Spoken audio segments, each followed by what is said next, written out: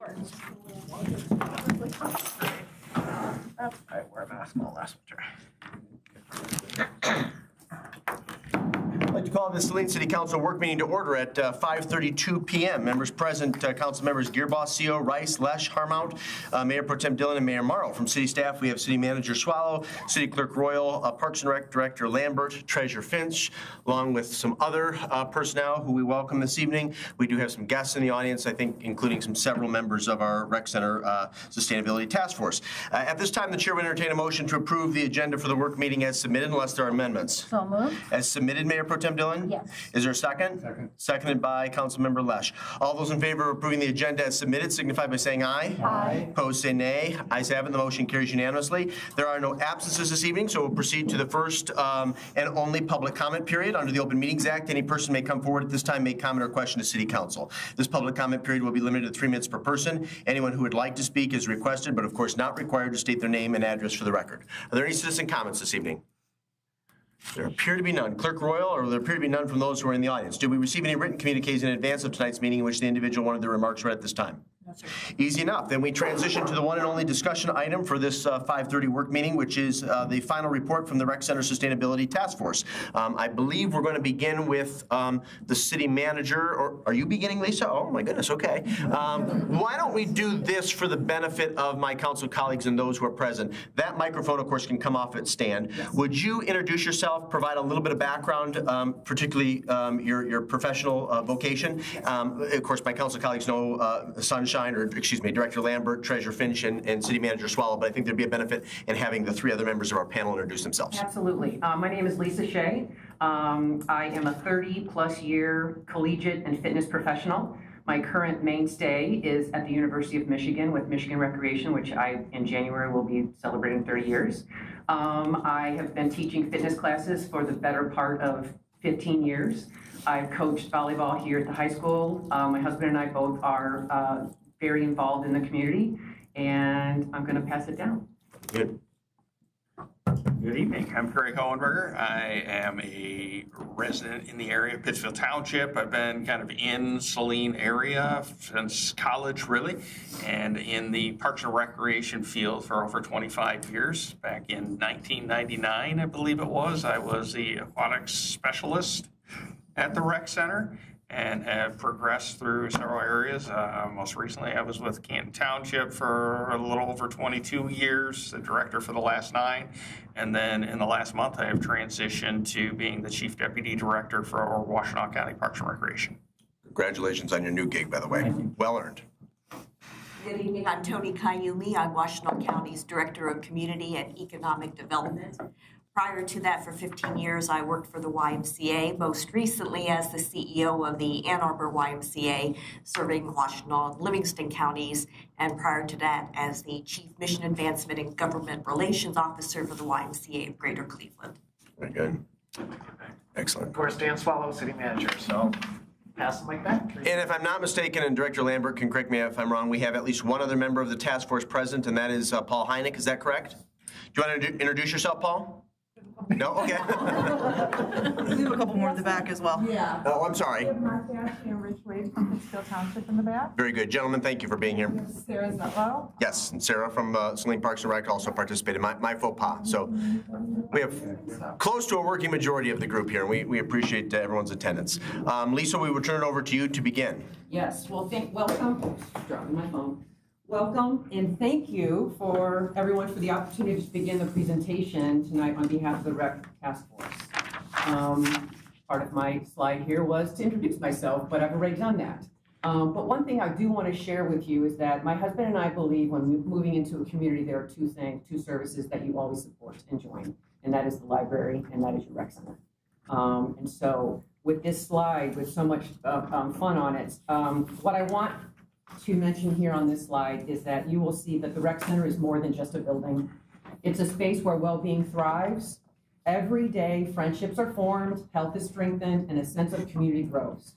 The purpose of tonight's presentation is to provide an overview of the work of the task force, our findings and our recommendations for the Saline Rec Center. Our focus is sustainability.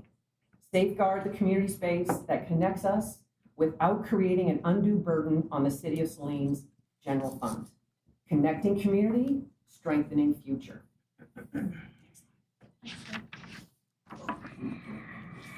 Oh. There we go. So the background. The mayor and council created the REC task force to find a path that balances community benefit with fiscal responsibility. As we look deeper as a task force, we realize the same building that connects our community is facing growing financial and physical challenges. The rec center cannot continue to serve everyone unless we find a more sustainable way to fund and maintain it. To support this effort, the city engaged Plant Moran, which you'll learn about a little bit more, for 2 comprehensive assessments: operational analysis, reviewed program level finances and cost recovery, and a 10-year capital improvement plan evaluating the facility's physical condition and capital priorities. Next slide. This work has been a true collaboration. City leaders, residents, and recreation professionals, all bringing their perspectives to create a shared vision for the rec center's future. Our work combined community insight with independent data from Plant Moran to ensure we approach this not just with passion, but with facts. Members were organized into 4 focus areas. You'll see on the screen: vision and future planning, capital and governance, revenue and programming, partnerships and outreach. Together, we have an opportunity to protect the place where Saline gathers, where health, connection, and community come to life. And now I'll pass it on to Sunshine. Thank you. Thank you, Lisa, so much for that introduction. I really appreciate that. So we can go to the next slide. So Lisa touched on the engagement with Plant Moran, and that work began in June of 2025. As Lisa mentioned, they conducted an operational analysis and a capital improvement plan assessment for the rec center. Scott Patton and Robert Stempian were the 2 leads in that project. The process included in-depth interviews with key staff, an analysis of rec center operations through various reports, including program usage reports, membership usage and demographic reports, a review of annual budgets spanning the past almost 10 years, various planning documents, and others as they went along the process. Plant Moran did a summary of governance options, which we will speak about later on in this presentation, to be considered by the city.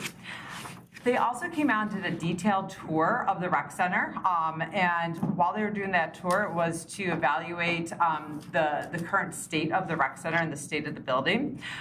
Through that, they were able to prioritize capital needs over the course of the next 10 years. They provided an outline of those long-term costs estimated as related to those needs. And we can go to the next slide. So I'm going to touch on the 10-year capital plan. I know there's a lot of numbers on this graph, but I'll go into a little bit more details on those. So Plant Moran proposed a 10-year capital plan with an average per year investment of a little over $1.15 million.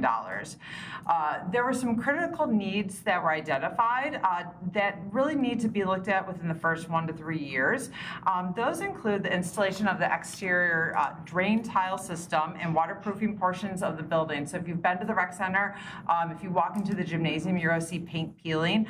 The vapor barrier there is compromised. There's water coming in through the foundation, and that does need to be addressed. Another priority that Plant Moran identified was the current state of the pool decking, as well as the Marsite. And the Marsite is the flooring of those pools. Those are projects that we've been looking at for well over 5-6 years, and so those are high priorities and high needs. Other priorities are replacement of select aquatic center mechanical and electrical equipment. Some of it is original to the building. This includes spa plumbing, circulation pumps, filters, things of those sorts. There's a need to replace windows and doors throughout the building. And then they identified the need for installation of a building management system for equipment control and monitoring. So kind of bringing us to the modern day. Some additional projects to address further on, so past that 3 years, improved vestibule for the entrance, replacing flooring, specifically our carpeting and the rubber flooring that you'll see throughout the hallways and many parts of the building. Replacing lockers and locker rooms, cabinetry, countertops.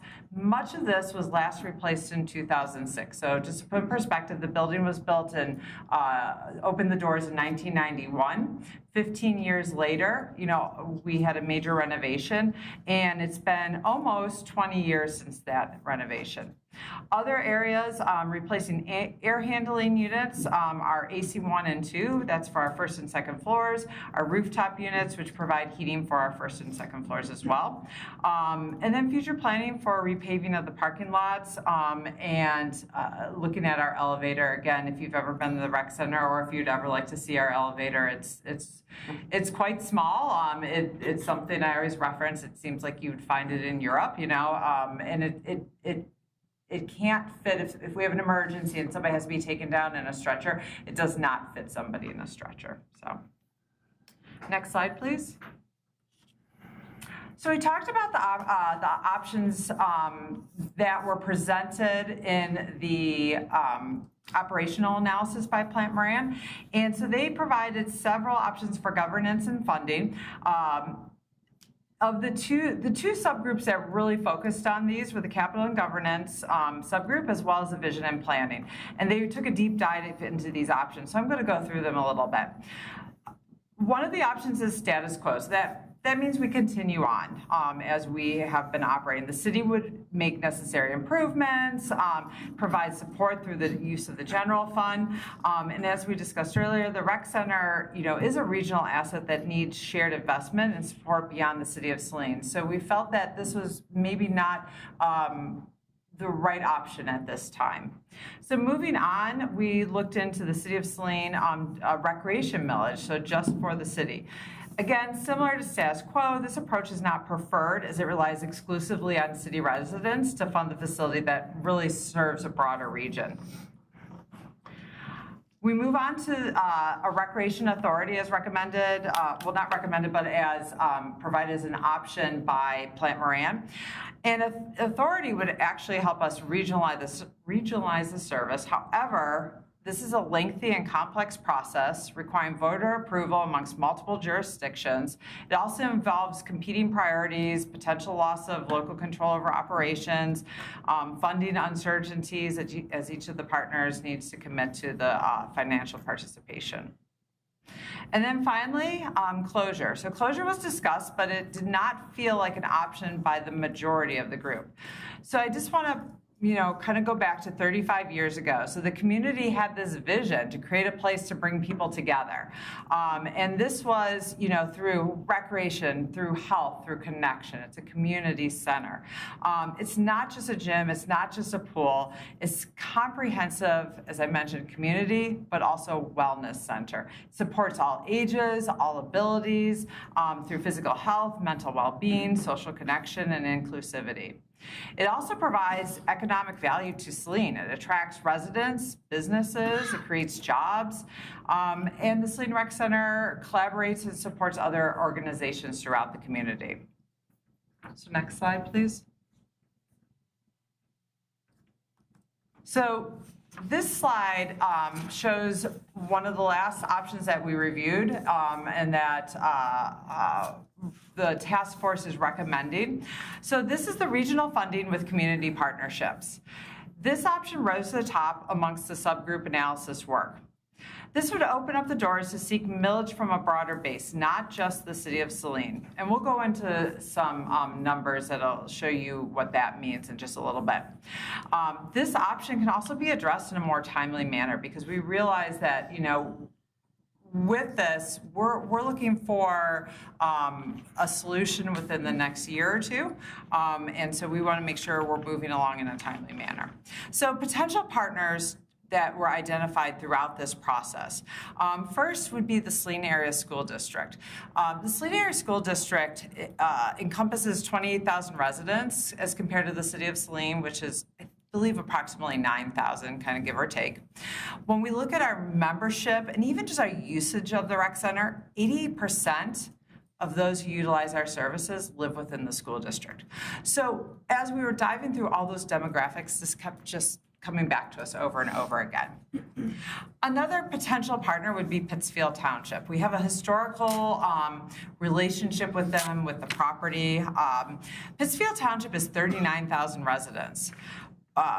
What's interesting is as we look at our membership and at our just our general usage at the rec center, 22% of our rec center members are from Pittsfield Township Saline schools. So that's really important to note. So Pittsfield Township Saline schools, but only 4% of our members are Pittsfield Township non-Saline schools. So they come from those other two school districts.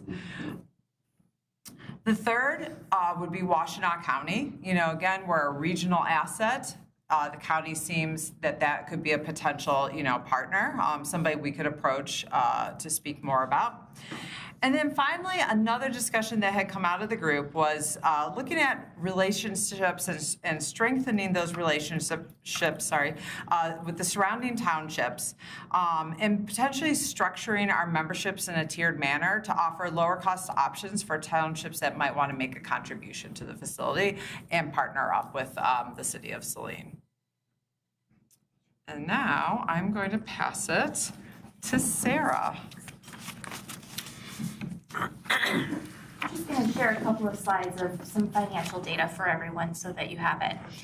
This first one here shows the city's general fund contributions to the recreation center compared to our overall operating tax revenue. I say operating specifically because, as you all know, we also levy a streets millage, fire special assessment, and a solid waste millage. Those are not included in this total. We're just looking at true operating that goes to the general fund. You'll note in the earlier years, our contribution represented less than 1%. Oh, excuse me. Earlier on, it's less than 1% there in 20 and 21. That's because there was actual fund balance there in that rec fund that was helping to support that. The key takeaway here, as you'll notice from 2022 on, we are certainly increasing significantly beyond that 1 or 2% we were previously. We can directly relate this to the facility. The needs are becoming more and more significant, so the general fund is having to support more and more to take care of, to take care of that facility. Next slide, please. This one is a breakdown of revenues and expenditures in the rec fund over time, starting in 2017. We wanted to show a couple of years prior to the pandemic because that obviously had a significant effect on our rec center. You'll notice in 17, 18, and 19 that revenues actually exceeded expenditures. So the rec fund was very healthy then in committing to fund balance. And then, of course, you'll see in 2020, we start to see that decline. You'll note that revenues and expenditures match exactly in the following years. That's because we're making that general fund contribution to close the gap. This obviously reinforces our financial challenge.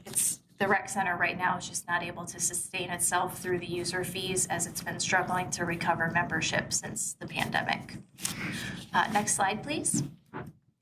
Okay, there's a lot happening on this slide. We're going to focus first on the lighter purple. This shows a projection over the next 10 years, taking into some assumptions. One is that expenditures increase 6% each year. That's based on our most recent 5-year average. And then the general fund contribution piece, the smaller of the two bars, that is assuming it covers 20% of expenditures. And again, we're looking at the most recent average to come up with these assumptions. So you can see that if we were to keep going just as we are, 10 years from now, we've almost doubled our general fund contribution. And that doesn't even take into consideration any major capital. That's just doing what we're doing now and addressing issues as they arise. If we take a look at the darker purple gray, this is all the same assumptions with the addition of $1.1 million per year for capital improvement as recommended from the 10-year capital improvement plan from Plant Moran. Again, that general fund contribution is assuming that it's covering 20% of that. So by 2036, we'd be looking at $1.8 million. That's a pretty clear picture that our general fund can't keep taking on that kind of burden, and we absolutely need to identify a different funding source so that we can take care of that facility. Next slide. Thank you. Is this one? Nope, this is me. This is me. So this is comparing some other recreation complexes in the area, two of which I know a bit about. We've got Saline, right now, 43,000 square feet, operating budget just over $2 million. And the contribution from the general fund, as was just pointed out, is about $442,000, 21% supported by tax dollars. And then you can see some of the other facilities on this list here. Mary Lou Murray is about 50%, a little over 50% supported. Macomb Township is 24%. Canton Township, 55% for the Summit on the Park there. And Troy is 55%, Livonia is 43%. So you can see Saline is still on the low end of some of these other recreation complexes, which I guess you could look at that one of two different ways. You could look at it as, wow, we're doing really good. We've been doing really good pre-pandemic. And that was virtually self-supporting, which in the world of parks and recreation, based on my experience, is an anomaly. It's really fantastic and quite amazing to say that they've done. You can also look at it as the negative side that, oh my gosh, there's no hope, right? So I guess that depends on how you want to look at it. I think there is hope here, but I think it needs to be stressed that typically a recreation center is not self-supporting, and it's really to benefit the community. It's a community center that brings to it a lot more, as was pointed out earlier on, than just a place to go work out. It's not the powerhouse gym where you just go in, you work out, and you leave. I always said when I was in Canton Township, if you wanted to see a cross-section of the diverse population that came together in Canton Township, go to the library or go to the rec center. Those are the two places where you saw the whole community come together. And the same can be said for the library here and for the rec center here. So you, with that, next slide here. And then that kind of goes into sustainability and the life cycle of an investment here. We saw, as you all saw in the financials, post-COVID, the financials were really looking good pre-COVID. And then post-COVID, the membership numbers have not rebounded to where they were. And a lot of rec centers have seen that same pattern within them.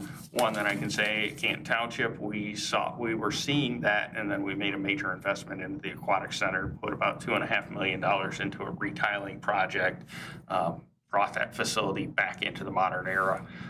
Because that was built in the late 90s and really hadn't been updated, had old, outdated tile that even though it was clean, it just didn't look clean because it was, the grout was old, it was stained, and it just didn't give you that good, clean feeling. And it's the same as what you're getting at the Saline Rec Center right now, right? Once those updates were done, the membership numbers at Canton, the Summit on the Park, pre-COVID, we were around 7,000, 7,500 members on a regular basis. They're pushing 10,000 members right now, and it's incredible. Last June, had the record sales of memberships there. We had sold over $600,000 in annual memberships in 1 month. And that was really attributed to that aquatic center coming back to life and really feeling like a gathering spot and folks wanting to come in, because when people see something like that, they come in and they want to stay. Right now, that's not the impression that you get, because while the rec center was doing a fantastic job of covering costs, there wasn't the investment in that long-term sustainability at the Saline Rec Center, and that's really what's going to build back. And we can do a lot with programming, you can do a lot with cutting costs, but until you invest in the facility, it just doesn't meet the standards of this community, really, when you walk around and the people that are in this community have high standards. And that's rightfully so. And the Saline Rec Center isn't meeting that right now until there is some investment in the facility to really bring that back. And then I think you can get back to that same position that you were in before.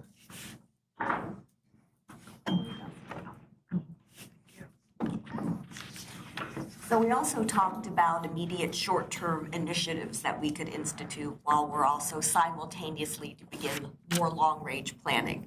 Some of the things we wanted to look at were saving initiatives, things that we could do to reduce costs to allow us to do improvements by reducing some other costs that we have. As an example, very few recreation centers or YMCAs or other facilities of that nature do printed program guides anymore. So that is something that could easily be eliminated, turned all virtual, sent out through emails, posted on the website, and for those few individuals who do not have internet access, having some printed copies available at the front desk to share to make sure that we're looking at various equity aspects.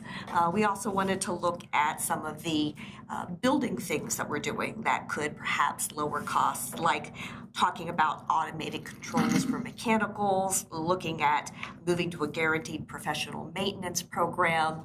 So there's some outward-facing items, and then there's some internal-facing items.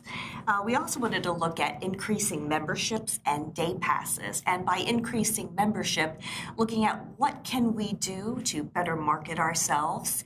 And some of those things might be nearby hotels, giving them day passes to be able to utilize for guests that we charge for the day passes. So that's a value add at the hotel, something that could bring people in through the door, earn additional revenue.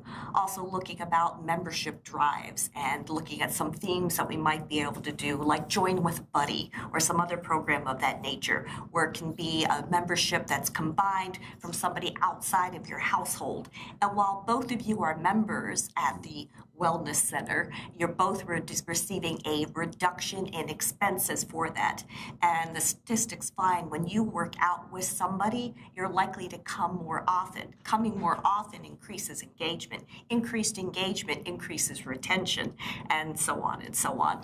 And so those are ways where if you don't have somebody in your household and you're not really as comfortable working out alone, it's not as fun for you, that you have this dedicated buddy that you can work out with. You can also look at membership drives tied to holidays that are also great community service aspects. So let's say we're looking at close to Thanksgiving or the winter holiday season, and we tie it to some sort of nonprofit venture that benefits community. So that might be a food drive, or that might be a winter coat or winter hat drive. And with those types of drives comes a reduced membership cost when you're joining initially. And again, that's a great marketing tool. It's showing that connection to community. It's an incentivization program, and it's also benefiting more than just the Wellness Center. It's benefiting one of your community nonprofit organizations, families and individuals in needs. And so those are some thoughts. Also looking at realtors. When a home is closed on and somebody new is moving to your community, could we offer initial free week-long passes to get a family or individual introduced to the Wellness Center and have them coming and experiencing that? But so it's a lot of what they call guerrilla marketing and being able to do low-cost marketing efforts to get more people introduced to us. Nearby apartment complexes. So when somebody signs a new lease and it's their first month, maybe a free week's pass. Again, trying to get people in through the doors. And the more that we create an place of this being a true community and wellness center, where it's your third place, so your home, either your work or your school, depending on your age, and then your third place. For some individuals, that's a house of worship. A community center can also be a third place, a sense of belonging. And the more we expand the program offerings that we have, so that it's sort of a spirit, mind, body, a holistic look at the programs and services we offer, the more needs of individuals and families that we're meeting. And so that's important. And one of the things that differentiates this wellness center from, let's say, any type of 24-hour fitness location is that children can come here. And so when we look at that differentiation, it's something that makes us unique. And we could also look at what can we do to expand those offerings with children so that we get more family memberships, which tend to be longer sustaining memberships stereotypically. And as the child ages, making sure that we have programs that are appealing to kids as they age. And those aren't necessarily just exercise opportunities, not just fitness opportunities, because not every kid is athletic or has that desire. Sometimes it can be gaming. That's another way to look at a team, participating in a group, making friends, having a sense of belonging, but isn't necessarily fitness related. And again, looking at expanding offerings. So we also talked about fitness itself and what types of classes can we do. And so some classes can be included, other classes can be for an added fee, and those are usually specialized fitness classes. So that could be perhaps a more higher level Pilates or a TRX that becomes an added pay-for class versus everything being totally included. And then we were also talking a lot about the difference between just exercise and then also health and wellness, and how we might be able to offer a variety of different workshops that could be appealing for people. So the senior millage is coming.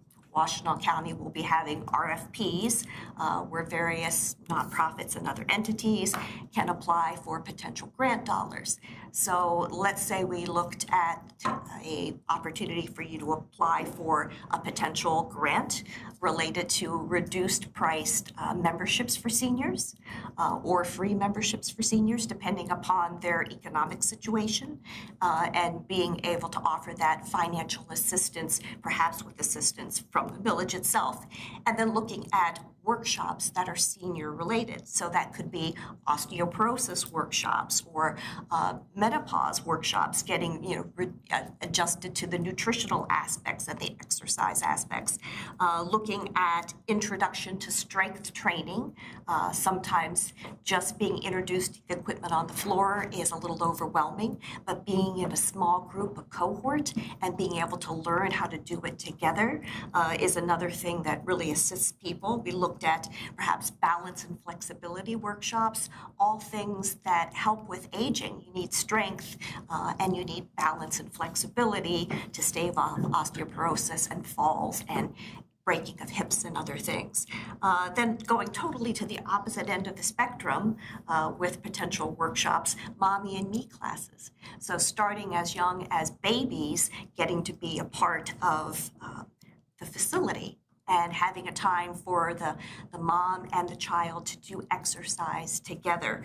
And then also looking at other types of workshops that we might have in special classes, whether that's diabetes related, heart health related, cholesterol related, and it doesn't have to be something that just the staff here deliver. It can be in partnership with other organizations where you do a profit share on the revenue from the workshops. So those are some of the things that we were discussing in being able to look at, increasing what the offerings are. These changes are low cost, but yet they improve the user experience, perhaps draw more new members, increase retention, and get the word out. And so those are some of the things that we discussed related to our short-term initiatives, and also looking at other grant opportunities to be able to improve some of the equipment offerings that we have.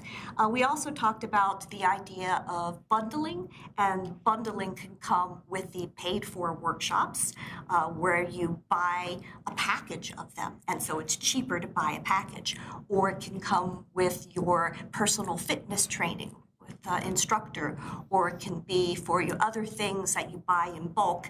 Again, there's the incentivization to get the discount, and you're buying multiple experiences of it, again, increasing retention by increasing engagement. So those were a lot of the things that we discussed, amongst many others, of ways for us to spread the word in marketing and being able to expand our program offerings. Just pass that down to Lisa. Thank you, Connor. Thank you, Tony. So the next slide, please. Is it going to move? Sarah's like, it's thinking. Just thinking about it.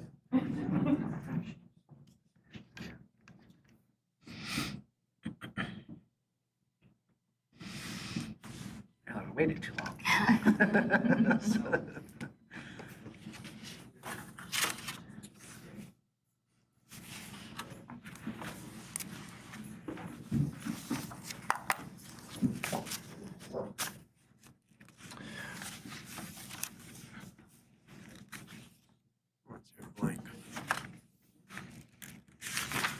We'd be on slide 15. Yep.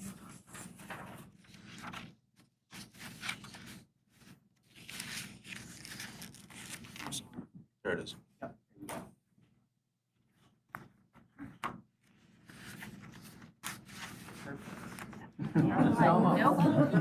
Just kidding.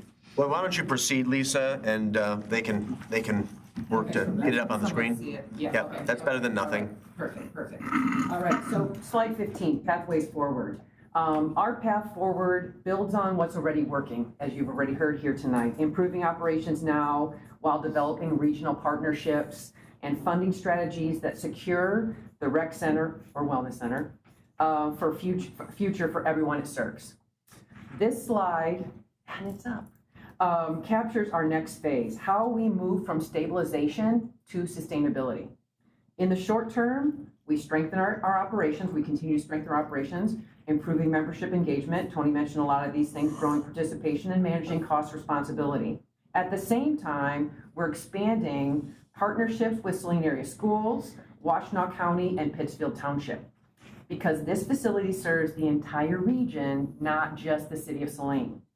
Our final step is to then develop ballot language and community engagement strategies that align with what residents value most: health, connection, and shared investments. This path isn't just about keeping the lights on, it's about keeping doors open for the families, residents, and seniors who rely on this center every day. By working together, we can create a sustainable model that reflects how this space truly functions as a regional resource that belongs to everyone. The goal is to ensure that the rec center, wellness center, is recognized as a regional asset, not solely a city responsibility. Next slide. So our membership demographics. The data clearly shows that while the rec center is funded primarily by the city of Saline, it serves a broader population across the Saline area schools, district, and surrounding townships. When we look at who uses the Saline Rec Center, it's clear this is where the entire region comes together. 88% of our members come from within the Saline area schools, with strong representation from Pittsfield, York, and Lodi. This tells an important story. The Rec Center is a regional hub for health and connection, but it's supported primarily by City of Saline tax dollars. Families drive from neighboring communities because of the quality of programs, the sense of belonging, and the accessibility they find here. The takeaway is simple. The Rec Center's funding model should match its reach. It's time to align community use with community investment. Next slide. Potential millage funding. This is where I'm going to need some help from Sarah, because I'm not used to talking about millage. I'm used to talking about student fees.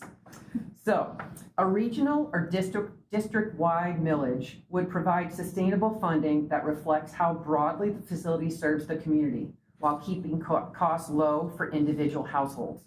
To make the rec center sustainable, we explored what a shared funding model could look like. A City of Saline millage at roughly 1.96 mils would generate around 1.25 million annually, but that burden would rest solely on the city residents. Alternatively, a district-wide approach, just 0.5 mils across the Saline Area Schools District, would raise the same amount distributed more equitably among 28,000 residents who benefit from the facility.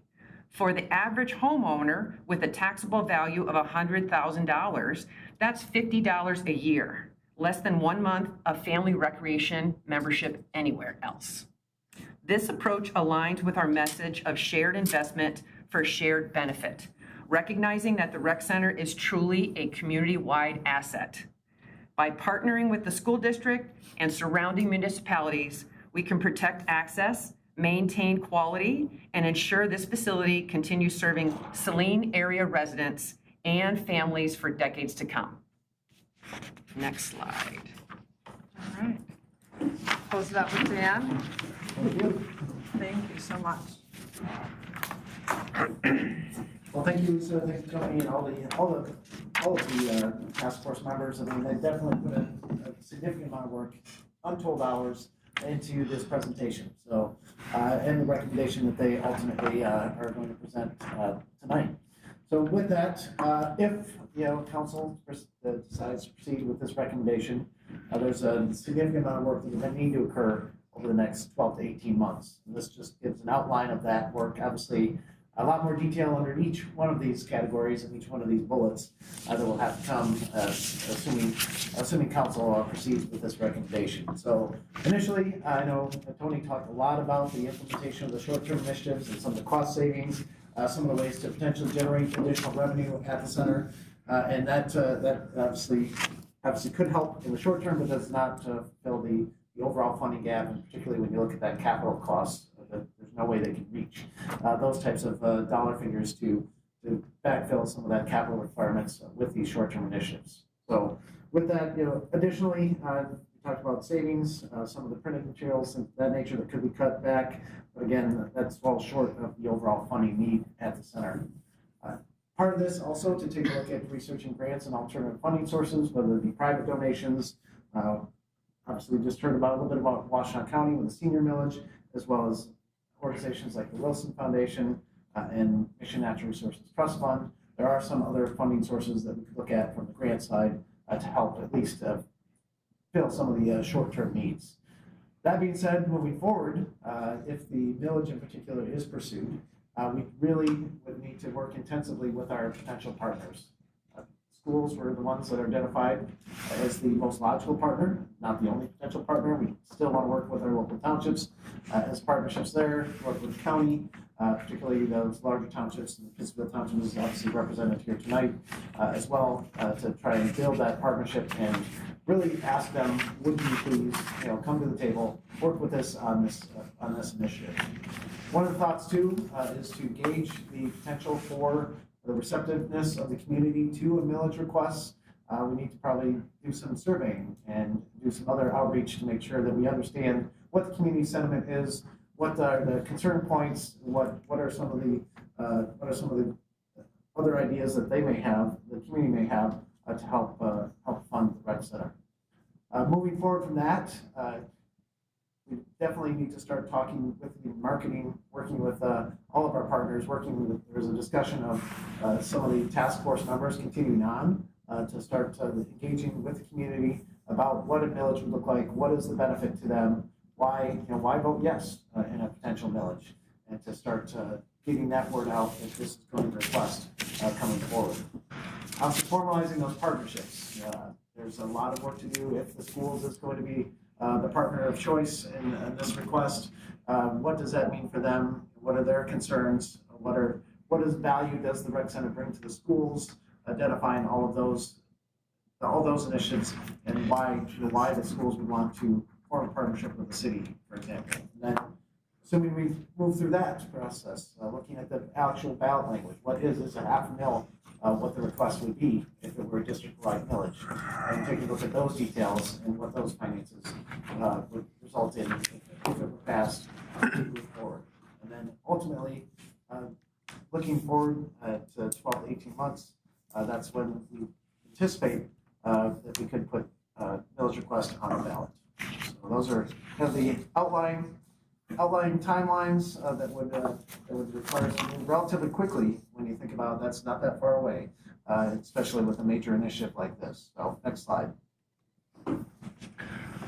As was said, we can get started now with some of those short-term initiatives. There's no reason to wait on some of the new offerings at the facility, some of the new marketing initiatives, some of the new membership plans that can start today and should help offset, hopefully a small amount at least, of the shortfall that we're currently seeing.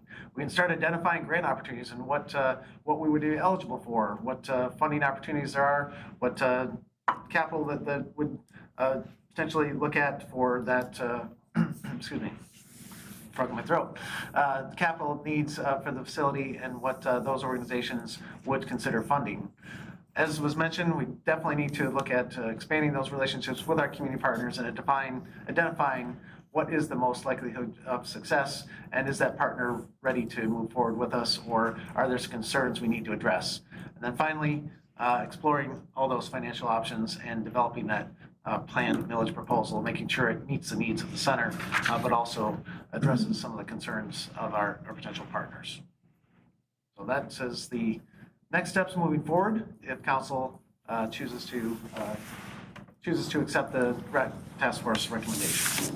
Very good. Well, we thank you all. You threw a lot at us tonight, but it was good. Very thoughtful and thorough, and we appreciate everyone's work. Obviously, we're not going to get anywhere close to developing consensus on the recommendations this evening. Based on a previous conversation I had with the city manager, we will revisit these and other issues at either one or both of our November meetings. And I would recall, for the public's benefit and for council's benefit, because of the general election, we are delayed 1 week. So our next regular meeting subsequent to tonight is actually on November the 10th, which is the second Monday of the month rather than the first. Before we open it up for questions, again, we have guests from Pittsfield Township, Sarah Zetlow and Paul Heineck, who are also members of the Rec Center Sustainability Task Force. Is there anything that any of you would like to add at this time? We would welcome comments if you have them. No? Paul, you good? Why don't you come to the microphone, just because we are recording tonight. You can hold that one or you can go to the lectern. Totally your call. So this is my third Rec Center task force thing. And I think this time we pretty much nailed it. The elephant in the room has always been funding. We all do that. And I think we've developed some very good proposals, good ideas. These committees were very well charged.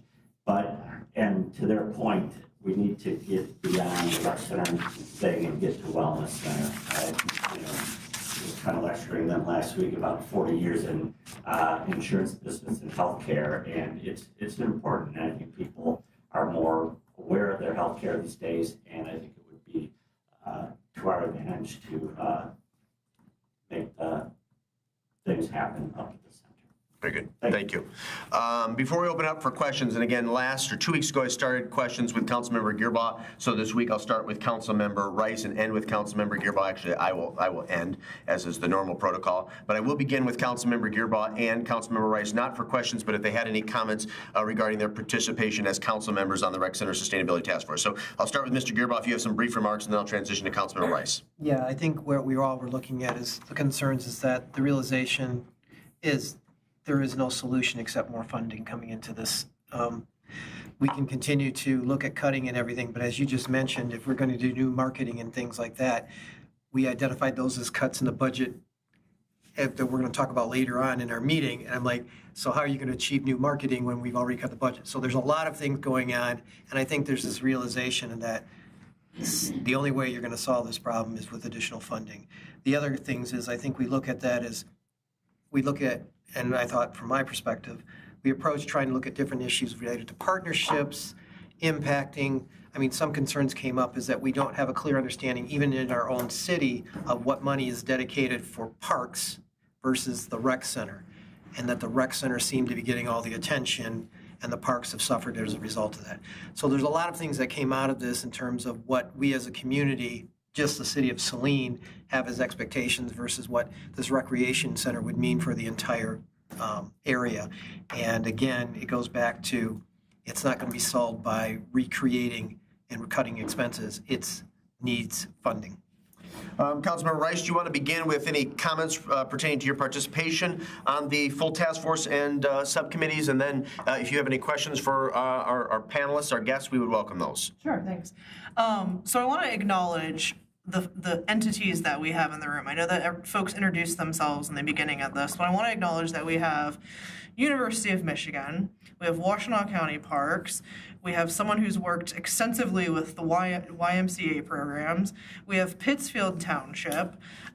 We have the right people in the room for this task force, and I think if council approves this going forward, we have the right people to help us do this now. We're not presenting this to people who have never heard this before. We're gonna work with people who are literally in the mix of being able to help us put this program together and put this partnership together.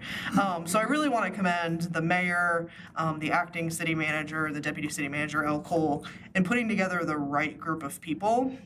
Because like I said, we had the expertise in the room, and I think this is a very thoughtful approach at moving forward. With that said, there's a lot of work to do, right? Like that's another one of the elephants in the room, is that, you know, I was really heartened to hear that conversations are being had with task force members who want to continue on to help us with this. And again, we have the right people in the room. You know, this is not the city of Saline coming up with this plan and saying, you know, now we got to go knocking on doors. This is a group of people from across the community coming up with a plan and saying, let's go out and make this happen. I see that we have the school board president in the room tonight as well, which is very helpful. So I'm so excited to get these conversations started. So I just want to put that out there that as far as task forces go, and I hear you, Paul, task forces are a lot. As far as they go, I think we finally nailed it in like, let's make sure we have all the right players in the room. Councilmember Rice, before you transition to questions, I do want to, just for your benefit and for council's, I am mindful of the time because we need to wrap up right around 7 to transition to our regular meeting. So I'm going to limit everybody, at least initially, for 5 minutes per questions. And then if we have some additional time, we can do a second rotation. But again, no consensus this evening. Want to give ample time for people to address questions, concerns, to digest this information. We'll revisit the issue in early November.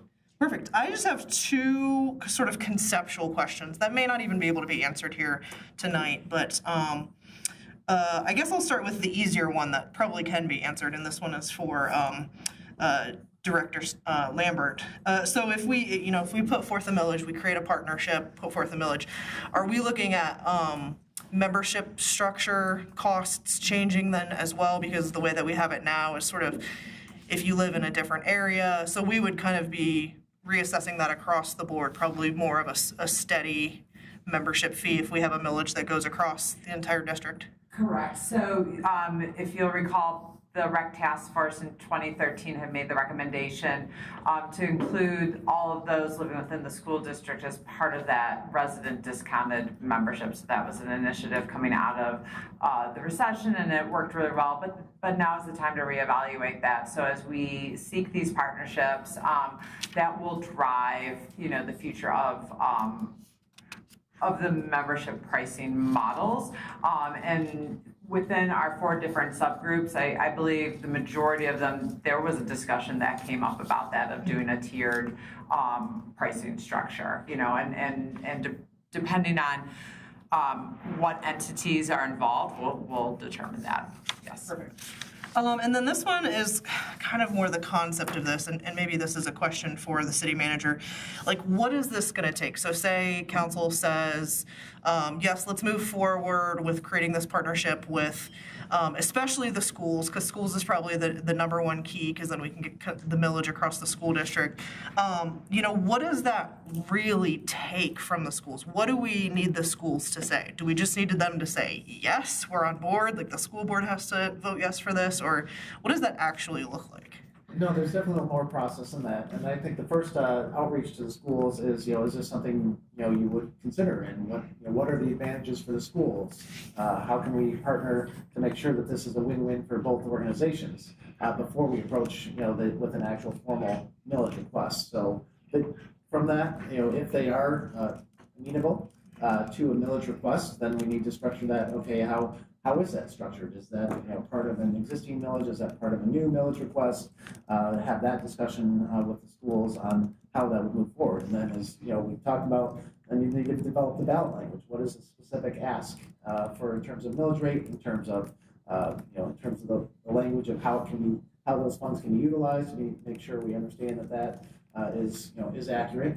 And then obviously working with the clerk and the county clerk to make sure we get that language specific to the ballot, and prior to that, working with the school board to make sure they're comfortable with the language. And then ultimately, it would be a school board decision to place something on the ballot. And so that would be then move forward through the process with the county clerk and getting on the actual ballot language onto the ballots. So, so it is an extended process, and it all starts with making sure that they understand the request, what are the benefits for both organizations, and how, if they're comfortable moving forward with that request. Great, thanks. That's it for me. I'm good. Very good. And just for your edification, Councilmember Rice, very preliminary conversations have been had with Dr. Kowalski, the superintendent of Saline area schools, regarding these issues. Similar conversations have been had with Supervisor Trish Riley in Pittsfield Charter Township and another member of her leadership team, Craig Lyons. And I wanted to remind the city manager, as a follow-up to those meetings, it was requested that once this report was finalized and presented to council, an electronic version be sent to both the superintendent and to Supervisor Riley. And I believe we have a follow-up conversation with the superintendent and some members of her finance team the week of November the 3rd. That's great. Thanks for that input. We'll transition now to Councilmember Harmont. You have 5 minutes for questions. Yeah, thank you so much for such a thorough presentation. So I just wanted to make sure to kind of piggyback off of what was just mentioned. So are we going to have a clear path forward with a formalized partnership within 6 months?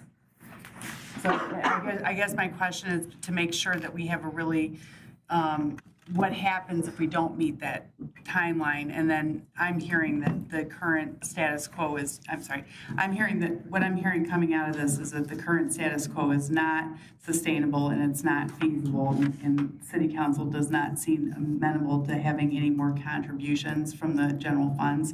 So if we don't have a partnership identified in 6, and I guess at the tail end of that would be 12 months to be able to get it onto on the ballot, then what? Then what are the next steps? What's the countermeasure after that? Is that the default that we're going to try to put it on for 1.96 mils? And I believe that would be on top of what's already been assessed to taxpayers. I think I'm paying like $75 a year for the rec center. So that would be in addition to that. So I just want to know, would we go into either we're going to try to have a city-only millage that would be at that high millage, or closure? Is that where we're going to go into that next step if we don't have a partnership identified? Yeah, so the first part of your question, obviously the formalized partnership needs to happen within the next 6 to 12 months in order to meet what we believe will be, the funding needs for the facility, that we can no longer sustain that going forward, and some of the capital projects in particular that were identified. So that timeline is tight to formalize that relationship. And obviously our first approach, as this recommendation of the task force, is to approach the Saline area schools. There are other models we could look at, but as was mentioned, forming an authority is a complex process that would take even longer than that, and I don't know that we can wait that long in order to inject the needed capital certainly into this facility. So then, yes, the backup questions become, would we want to entertain a city-only millage? Obviously, what we said over and over again in this presentation is this is a regional facility that is locally funded, and that is problematic. And so over 2 mils, I think, is probably more than we would want to ask the voters of the city of Saline to support. And so then that does bring you to, okay, what is ultimately, can we continue under status quo? I think the answer is no, in terms of what the capital is needed. And then I think the fallback position would be potentially looking at closure. Can you clarify the tax issue? Because I think there's some confusion. Councilmember Harmon indicated she's paying $75 in taxes annually towards the rec center. There is no direct millage for the rec center at this time. It's in the general funds, right? That general funds come from taxpayer money. Correct. So there's a portion of that general funds that's coming from the It's not separated out on the tax bill. Yeah, I understand, but a portion of it is being assessed for the rec center. Okay, thank you. You have an additional minute and a half, Councilmember Harmon, if you'd like it. I don't have any further questions or comments. Very good. Councilmember Lesh, you have 5 minutes. Not so much questions. I'm just going to throw my comments out there that I think you hit it right on the head, though, as far as my two daughters. We moved to the Saline area in the early 90s. Both of my daughters learned how to swim in that brand new pool at the rec center. It's a beautiful facility. Most of our friends and families were members at that time. We continue to have all of those friends. I believe Mr. Heineck's recommendation of the Wellness Center is a good advice in the world today, because recreation, is, for some of us older guys, it's getting to be a harder thing anyway, but wellness is always there. I more associate with the senior center these days, and the rec center is a valuable place for a lot of our seniors in the community, and I think tapping into that particular group is a big plus to keep the rec center going too. So I commend you all for your work on the committee. I fully support your initiatives and look forward to seeing what can happen. Very good. Thank you, Councilmember Lesh. Councilmember Seal, you have 5 minutes for questions or comments. Thank you, Your Honor. I too am like Mr. Lesh. I don't have any questions so much. I think your presentation was very straightforward and very thorough and covered, I think, all the bases. I've long felt that it was necessary to have our own millage to support the Saline area rec center. I've heard at the dais here many times my colleagues objecting to the expenditures that we make from the general fund to support the rec center, that there needs to be some other way to support this viable entity. I've often thought that it's a thing we cannot do without in our community as well. I was part of the effort to bring a millage about for the Saline area schools many years ago when we built what's now the present high school, and also for the countywide radio system. What's necessary, I think, is to develop a very strong message about what it is we need, how we need it, or how we're going to implement it, and how the money is going to be spent. If you can show those three things very distinctly to the people and show why they need to support it, I think support can be strong. I was here when we first built the rec center. My wife and I moved here in 1975. We were excited when they put the rec center together. Both of our children went to many classes there, learned to swim there, just like Chuck's children did. It's a great place. And I've seen it kind of deteriorate over time. I understand what's happened because of the lack of funding we've been able to provide to support such an aging infrastructure. But it's time that we step forward, I think, with a request to the citizens with the millage, but we need a strong message developed in the next few months before we go public. And a lot of time and effort is going to be spent going to various places to make these pitches. One other thing that I would say is don't neglect the Saline Area Senior Center, because they're also looking very much at what they can do to provide for health and wellness for their members. Very good. Thank you, Councilmember Seal. Mayor Pro Tem Dillon, you have 5 minutes for questions or comments. Thank you. I'll just kind of put a lot out there, and then we can, if there's time, we can have it back and forth. So thank you all for your time on this. It's been a long 6 months kind of waiting on this, and I know that there was a lot of thought that went into it. Looking at the final report, though, I will say that I am a bit disappointed that you decided to blush over closure and privatization. These were things that were specifically asked for by council so that we could see what that would look like and what that would cost. It's not like shut off the lights, close the door, and it's done. What that would look like, because even City Manager Swallows has just said that if this doesn't pan out, we may have to look at closure. So we should have that plan in hand now. In my almost 12 years of being on council, I think this is the 4th task force, as well as there was a healthcare task force that looked at the rec center as part of it and converting it into a wellness center and partnering with the healthcare providers. So there's not a lot of new coming out of this. And what I guess I just want to understand is we don't have the time that you're talking about. You're saying now that it could be up to a year to form a partnership. And that's if things go well and they decide to partner with us. Then we have to create, our ballot initiative and hope that it actually passes. Then we have to collect the money. So we're like a couple years out. So where is the money going to come from between today and when that money is available to us? I mean, that's the issue. It's frightening when you start looking at these numbers of $1.5 million a year.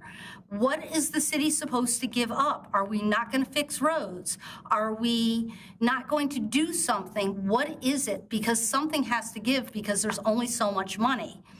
And as we looked at our asset management presentation just recently, we put everything into 3 categories, and the rec center was non-essential. It's an amenity.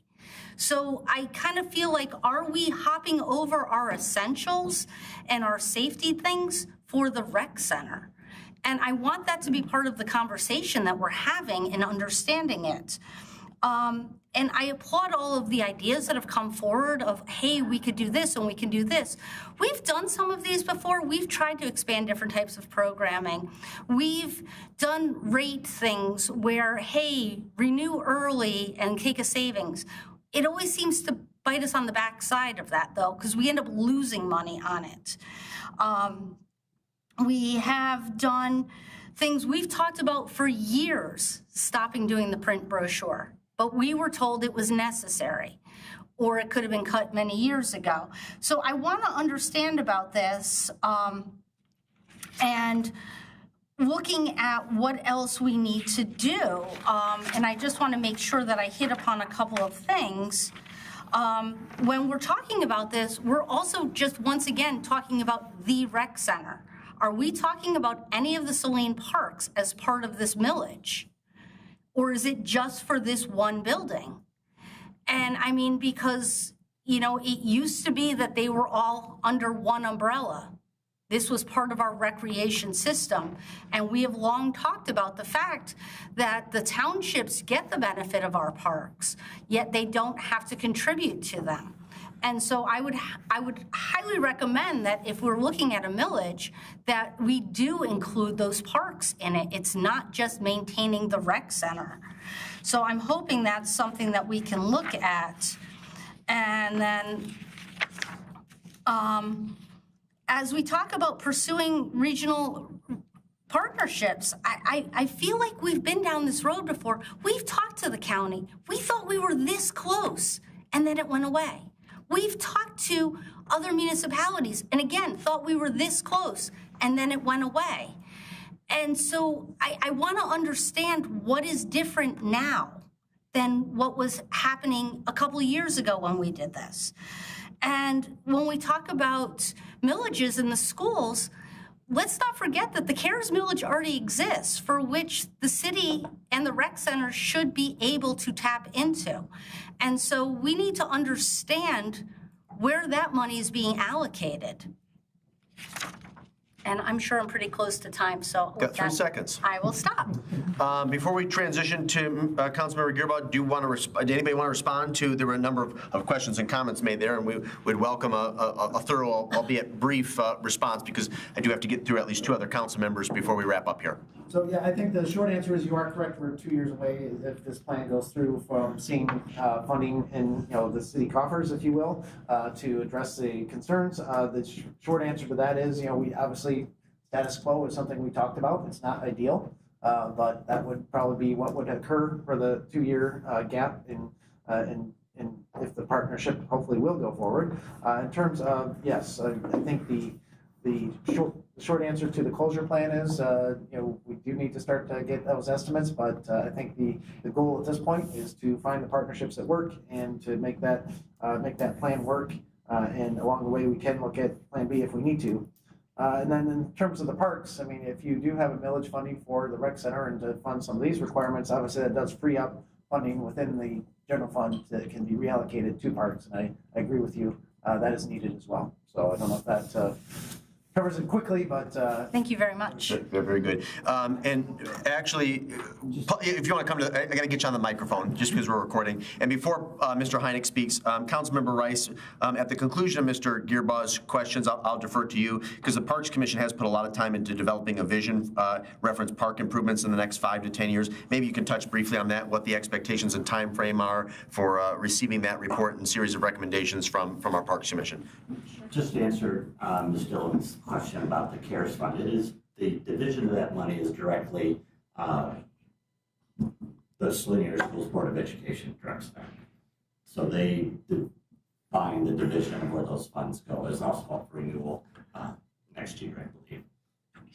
Very good. Thank you. Councilmember Gearbaugh, you have 5 minutes for questions. Thank you. I mean, some of the concerns that Councilman Dillon mentioned and also Harmon are same answers or questions that I would be asking. But when I look at this, one of the things we've done, as we've done 4 of these, it's like we've made a lot of these competencies up, and this may be for the city manager more so. A lot of these new ideas and things have been proposed before, but it always has come down to staffing and people and accountability for who's doing that. How will that be achieved? Who's going to be doing all of this work when I know you have a number of things going on right now that are essentially needing your attention? Then we also have all these other items that are related to what staff are currently doing at the rec center. So it's all of this, and then we have this new task force. The task force took 6 months to come to this agreement, so how will we move that planning forward, and what formalized plan and approach will you have for that? As we had talked about, for me, I'd like to know what are the lost opportunity costs that we're going to have as a result of continuing to fund this for the next 2 to 3 years if we don't end up getting everything approved through a millage. I mean, we're talking $500,000 minimum, basically looking at that. We already know we have lost revenue this year. We have lost revenue that rolled forward to this current year because of shutdowns. There's a lot of unknowns that are adding to the bill. And then I heard the statement that we really don't want to do a rec authority because we'd lose control and some of those things, but yet we're doing that with the fire authority. And so is there a way for, if we ask for this millage, can we use that as a way to create that rec authority and spin it off from us? Because there are a number of other future liabilities and things that we are responsible for as a city that are not necessarily going to be met by this $1.2 million in terms of pensions, OPED, and all of that. And then the other couple of things that I don't know if we took into consideration, what will be the impact of the new IPSI facility once it's completed? I have a list of questions. I will send these to you.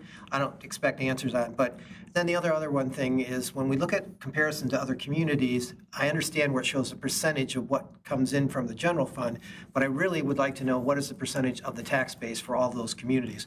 When you're talking Macomb Township or you're talking Canton, we're talking billions of dollars, not a $700 million tax general fund that we have, or a tax base that we have. So I agree with those numbers. I just don't believe they're comparable apples to oranges. And with that, I'm moving forward with this. I hope that this will be supported by our community, but the reality is there's a lot of demands being asked right now from the schools, again, for another millage. We have the fire authority coming up. The priorities for this community are going to be public health, welfare, and safety. This is being considered as part of the health, but if we don't have our roads fixed, we don't have our water, we don't have all that, we're not going to have a community in which to support a rec center. Mr. Swallows or any member of the panel, would you like to take a stab at any of the comments, questions that were articulated by Councilmember Gearbaugh? Those were obviously broad and wide-reaching, and I don't disagree with you. It's a hill to climb in terms of all the other initiatives. And yes, we have challenges in terms of internal staffing, trying to address all of these concerns, and can't deny that. So with that being said, not only has our internal staff, but also we've had members of the task force come forward and say they would like to assist with this project in terms of at least outreach to our potential partners. So I think that is helpful in terms of the external resources that we bring to the table as well. And I know if there's any, you have a long list. I had a long list, but the issue with that one is really, can you produce a timeline, a project management of which we can have milestones, deadlines, so that we know that this is happening as soon as possible? That's where we have fallen and failed in the past, so thank you. Councilmember Rice, real quick, before I take 5 minutes to ask some questions and make a few additional statements, do you want to talk for Councilmember Dillon's benefit and the broader community about the work that the Parks Commission is doing on assessment of park needs? Yeah, I don't disagree that, funding between the parks and the rec, we talked about this in the task force, needs to be more well-defined for sure. But one of the things we have is a fantastic Parks Commission. The Parks Commission is taking the parks 5-year plan, and we go through it strategically. Everybody has their own park that they look at. We look at needs for the parks. People physically go out there and take care of stuff themselves. We have discussions every month about, what each park needs. In addition to that, we're tackling currently, our biggest showcase park in the city of Saline, which is Mill Pond Park. As you all know, we have lots of things going on in Mill Pond. We've got the grant for the Saline River Valley Trail. We've got decisions that will need to be made about the dam. So one of the things that the Parks Commission is looking at is improvements to Mill Pond, including the pavilion, including the romp structure, making things more accessible, things like that. So we're putting together a document of recommendations. We're also looking at the dog park as well. And so the group is kind of breaking up the duties. Lots of people are doing lots of research, and then we'll be presenting that to council in the first quarter of the next calendar year, so the third quarter of the fiscal year. So as far as parks goes, I think, we've had this conversation about, maybe restructuring DPW and the Parks and Rec director, and having those conversations. And I know Mr. Swallow has been taking a look at some of those things as well, I believe. And so those conversations are happening. So the parks are not being neglected, and no one's kind of like overlooking the parks. There is acknowledgement that we need help in structuring how we progress and make sure that we're keeping the parks maintained and up to date. But as the liaison to the Parks Commission, I will 100% disagree that we are letting the parks, slide or however that was worded, because I feel like our Parks Commission group of volunteers has done a really, really great job of making those recommendations and making sure that, we stay on point with our parks. So I'm always available for questions about the parks, what's going on, what our plans are. But you should be hearing from us within the next 4 or 5 months with some good recommendations, at least as far as Mill Pond is concerned. And I appreciate the work that the Parks Commission has been doing. As we've discussed, I've attended several of their meetings. We can't ask for grants or identify and secure external funding sources until we have an actual plan with some specific goals and benchmarks that's been codified by City Council. And there's significant research that needs to go into that. And that's, of course, what the Parks Commission is doing. And as Councilmember Rice indicated, it's my hope that a formal presentation is presented to City Council to consider and digest, ideally by the end of January, but certainly first quarter 2026. If I may, this is one of the things that I think I can do better is report out on Parks Commission as well, because speaking of grants, that reminded me, we're constantly getting grants for different parks. We have a grant that we have secured for Colony Park to have some shade put in there. We got a native plant grant for Risden Park. So I think I need to do a little bit better of a job of keeping this council up to date on all the actions that are taking place in the parks. Thank you. So real quick, I don't have a ton of comments, and I have some pretty basic, actually rather myopic questions, but I want to ask them nevertheless.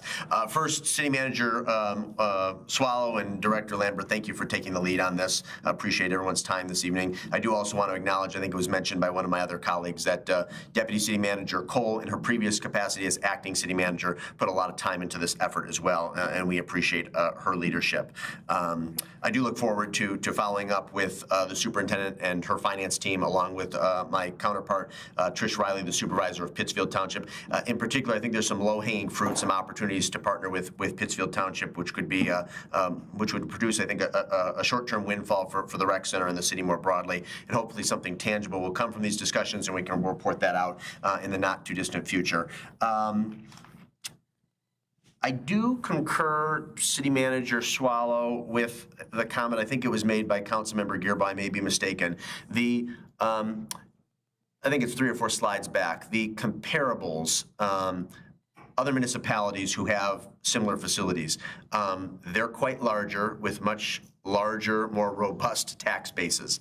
So it would be interesting to see some data from communities comparable in our size. I think of Tecumseh would be one example who has a recreation facility. I'm sure there's others across the state, but that would be, that at least for me, and I suspect for a number of my peers, would be an interesting data point as we consider the future direction of our municipally owned recreation center. Go ahead. So the one intent was to identify recreation centers that had pools. And so that's why those were selected, because the pool is obviously a major, not only amenity, but also a major cost center for the facility. 100% agree, and we all recognize the fact that these are all larger communities and that they are not directly apples to apples in terms of, when you get to economy of scale, those percentages that don't necessarily mean the same. So that was recognized, but again, it was very difficult to find centers with pools, and I think that's the other point that came out of that for the task force was that the community the size of Saline is going to be hard pressed to support a facility like this, and that's proven out in some of the comparables that we found. Sure. I appreciate that. Maybe I can, in the coming days or weeks, put a message out on the Michigan Mayor's listserv and see what sort of information comes back. Because I think, if I'm not mistaken, just about every mayor in the state of Michigan is on that listserv, and we obviously correspond frequently, and people ask for certain data points or raise questions. And so I might be able to find some comparable facilities elsewhere in the state of Michigan. This would be a question for Director Lambert, and I may have asked this before, and if I am failing to recall your answer, my apologies. The decline in membership. So as Greg, Mr. Hornberger so eloquently stated, we were on a pretty strong trajectory reference memberships prior to the pandemic, getting really close to breaking even in reference to the facility's finances. Have we done any deep analysis so the membership packages are down? They've grown since the pandemic, but they're still down rather significantly from late 2019, 2020. Have we pinpointed which demographic group in our community we lost, or is it pretty eclectic, meaning that we lost a relatively even amount or comparable amounts of families, seniors, singles, et cetera? That's a great question, and I guess I could dive a little bit deeper into it. From what I've seen, is it's spread throughout, with the different packages. However, if there was one demographic group that was impacted more than others, I would say the teen, the youth membership. We don't see that many youth with an individual membership. I know that Planet Fitness, for example, they do their free summertime membership, and it is, could be challenging to compete with that. So we do lose some of those. However, those teens that are part of a membership tend to be part of a family membership. Sure. So just as was stated earlier, a lot of times the families get them as youth. I think it was Tony who was speaking about it earlier. So it's retaining those families, making sure that there's opportunities for them to continue and things for them to do. For our teens, we actually see a lot of day passes though. The teen day pass is popular just for people to come play pickup basketball. We have people come from all around, from Pittsfield Township, Milan, Ypsilanti, because we have availability just to play around. I appreciate that. It's indeed correct. Some of my colleagues noted this. I believe this is the fourth Rec Center Sustainability Task Force we've had since my tenure as mayor began in January of 2013. The first actually transpired that calendar year, and the recommendations went into effect January 1 of 2014. This would be a quick question for, actually, if Lisa wanted to take a stab at it, that would be fine, but certainly Greg and Tony. One of the big recommendations that came out of the 2013 report, which proved advantageous once it was codified, was was that with the exception of some of the water aerobics classes, we included all fitness classes in with memberships. And again, that was advantageous 10 years ago. That doesn't mean that it's going to work for us moving forward.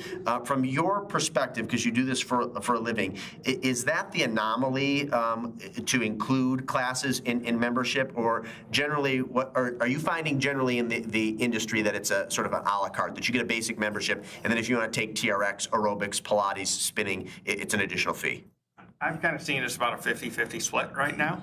As far as that goes, in Canton, for example, we had probably 80% of your classes were included in your membership price. I believe in Washington, I don't know enough about Washington. I haven't been there long enough, but I know it's a pretty even split across the board when I meet in my facility meetings with other Parks and Rec agencies, that it's kind of split. Director Kayumi, you want to take a stab at that? Sure. In the YMCA industry, there's a variety of different offerings that occur based upon the association. So some of them have all of the classes included. Others do, as I mentioned, where a lot of classes are part of your basic membership, but what they consider the higher ed specialty classes have an additional fee. So you get a lot with your membership, but some of the specialty classes cost additional. Very good. Yeah, I'll answer. Yep.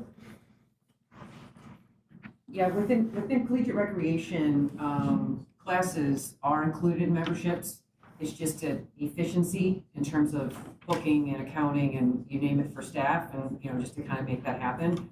But what we do see as an additional upcharge is, I've mentioned this in my recommendations, but if there's a space, or I refer to it as F45, where it's like this different type of workout that has its own equipment, it has monitors and everything else, there's an upcharge for that.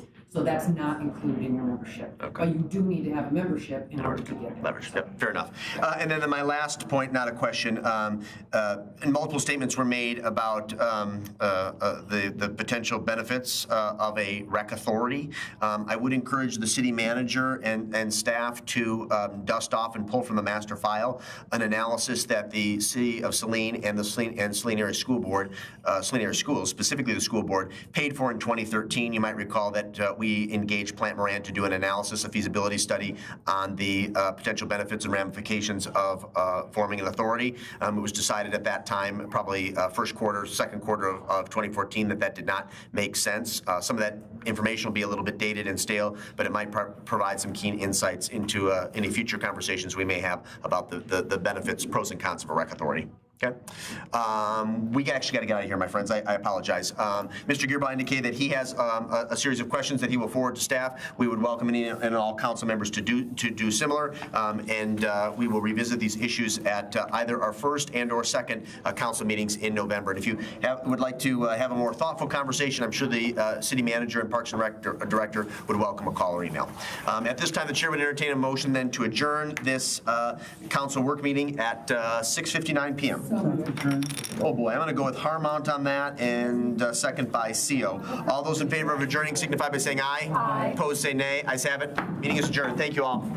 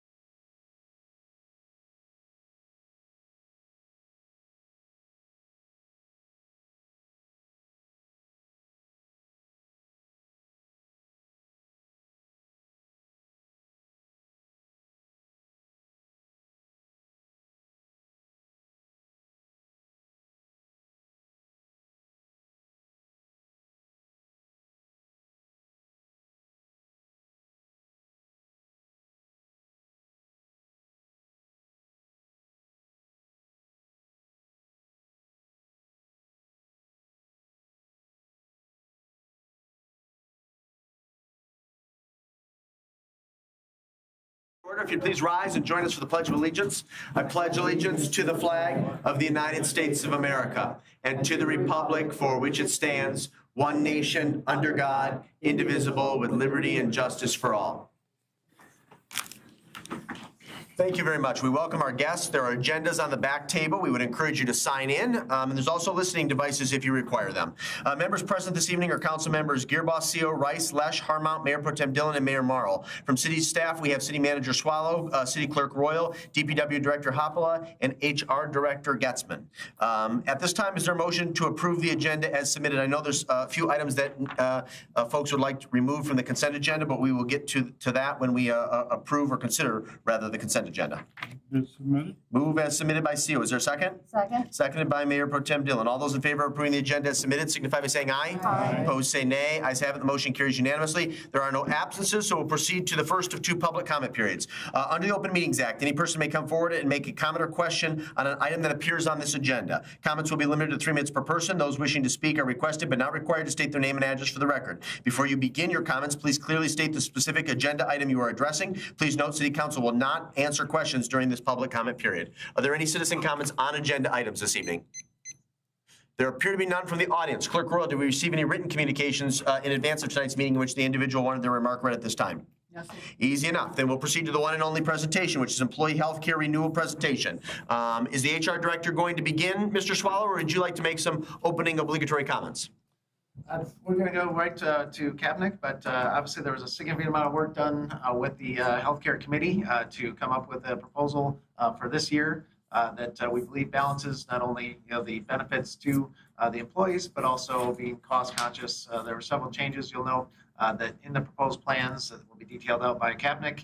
But again, appreciate certainly the employees and the employee groups that came forward and worked with the city on making sure that we could present something that was affordable to the city and less impactful in terms of some of the rate increases you'll see that occurred this year. So thank you to them, and I think we're ready for. Very good. Is the PowerPoint presentation ready? It was blinking. I don't want that thing blinking at me all night. So as long as it's working, we should be good to go. Ms. Getzman, would you like to introduce our guest? And then just please make sure that the green light is illuminated at the base, and you may begin when ready. This is Debbie Youngs from Cabinet, and she's here to give the presentation on the renewal this evening. Very good. We welcome you. Thank you for being here. Thank you. Everyone. I believe you just push enter. Oh, space bar. Oh, space bar, excuse me. Not even space bar. It's already, it's not like a presentation.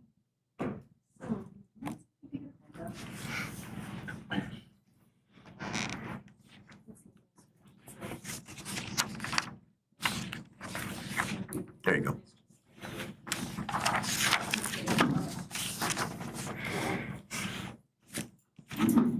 So this is the information that was already provided. So 2026 for the benefits renewals. We were looking at an original renewal increase of $351,000 or so. It was primarily due to the Blue Cross Blue Shield health insurance increase, which was quite significant due to both general medical trend information as well as the claims performance of the plan. It's an experience rated plan. So we had a pretty significant increase. You'll see sort of in that bottom chart below where we've summarized it, due to, the hard cap and like what, the city is able to contribute. A lot of that increase in premium was going to be passed through to employees by way of their payroll deductions. So we looked at alternative plans to try to reduce that increase. We also looked at other insurance companies.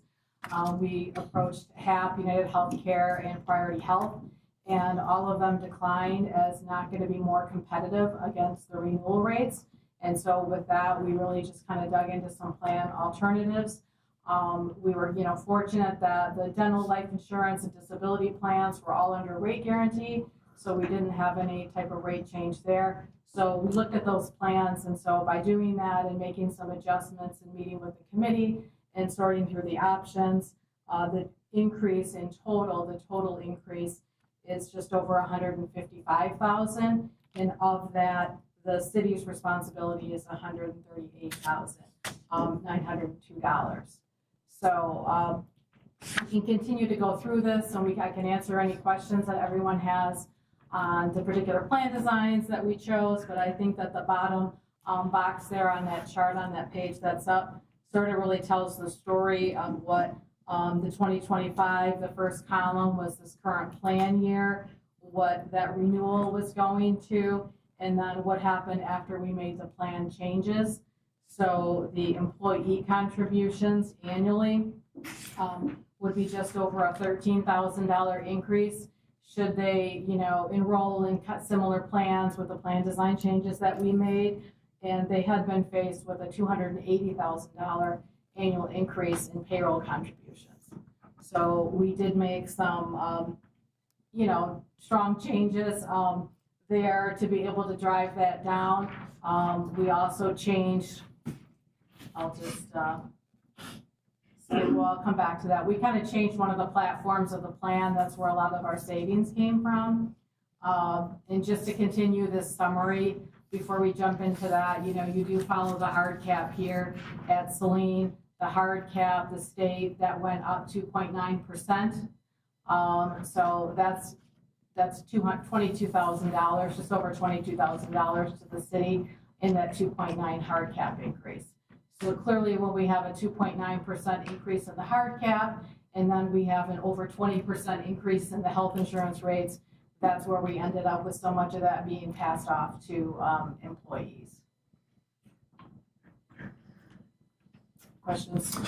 Before we open it up for questions, if I may, this would be a suggestion for the city manager and for our HR director. Generally, during my tenure as both a council member and mayor, we dealt with this issue first at a work meeting and then subsequently voted on the renewal at the subsequent meeting. With 2 new council members coming on board in 2026, and the fact that this issue there's certain complexities here, and habitually, with the exception of maybe 1 or 2 year increased costs, I think it would be advantageous to do a work meeting in 2026 at the first meeting in October, and then vote to approve the renewals at the second meeting in October. That's just my suggestion, but I think that would be beneficial to council and to the community. Obviously, can't rectify that issue now, but something to consider for 2026. I don't have any questions at this particular juncture. Mayor Pro Tem Dillon, you serve as our liaison to the Benefits Committee. I'm not sure if you were able to attend any of their recent meetings. Is there any comment that you would like to make at this time? So I was able to attend both of the meetings. Thank you. What I will say is that I sincerely appreciate the city's approach to this. At the table is a representative from each of the departments within the city, and they are given the information, all of the options. Then they bring it back to their department for consideration, and then it comes back to the body again for kind of a consensus vote. So everybody's voice is heard. There may be some outliers, especially on this year where we had to change plans, but I think people all had a voice in what they wanted, and I do appreciate that the city listens to what the employees have to say about it. Absolutely. Thank you for sharing that. Again, I'm going to start with Councilmember Rice. I'm going to try to limit folks initially to 5 minutes, and if necessary, we can do a second or third round robin of questions. But Councilmember Rice, again, I'll begin with you as I did at the work meeting. You have 5 minutes questions for our guest from Katnick, our HR director, or city manager.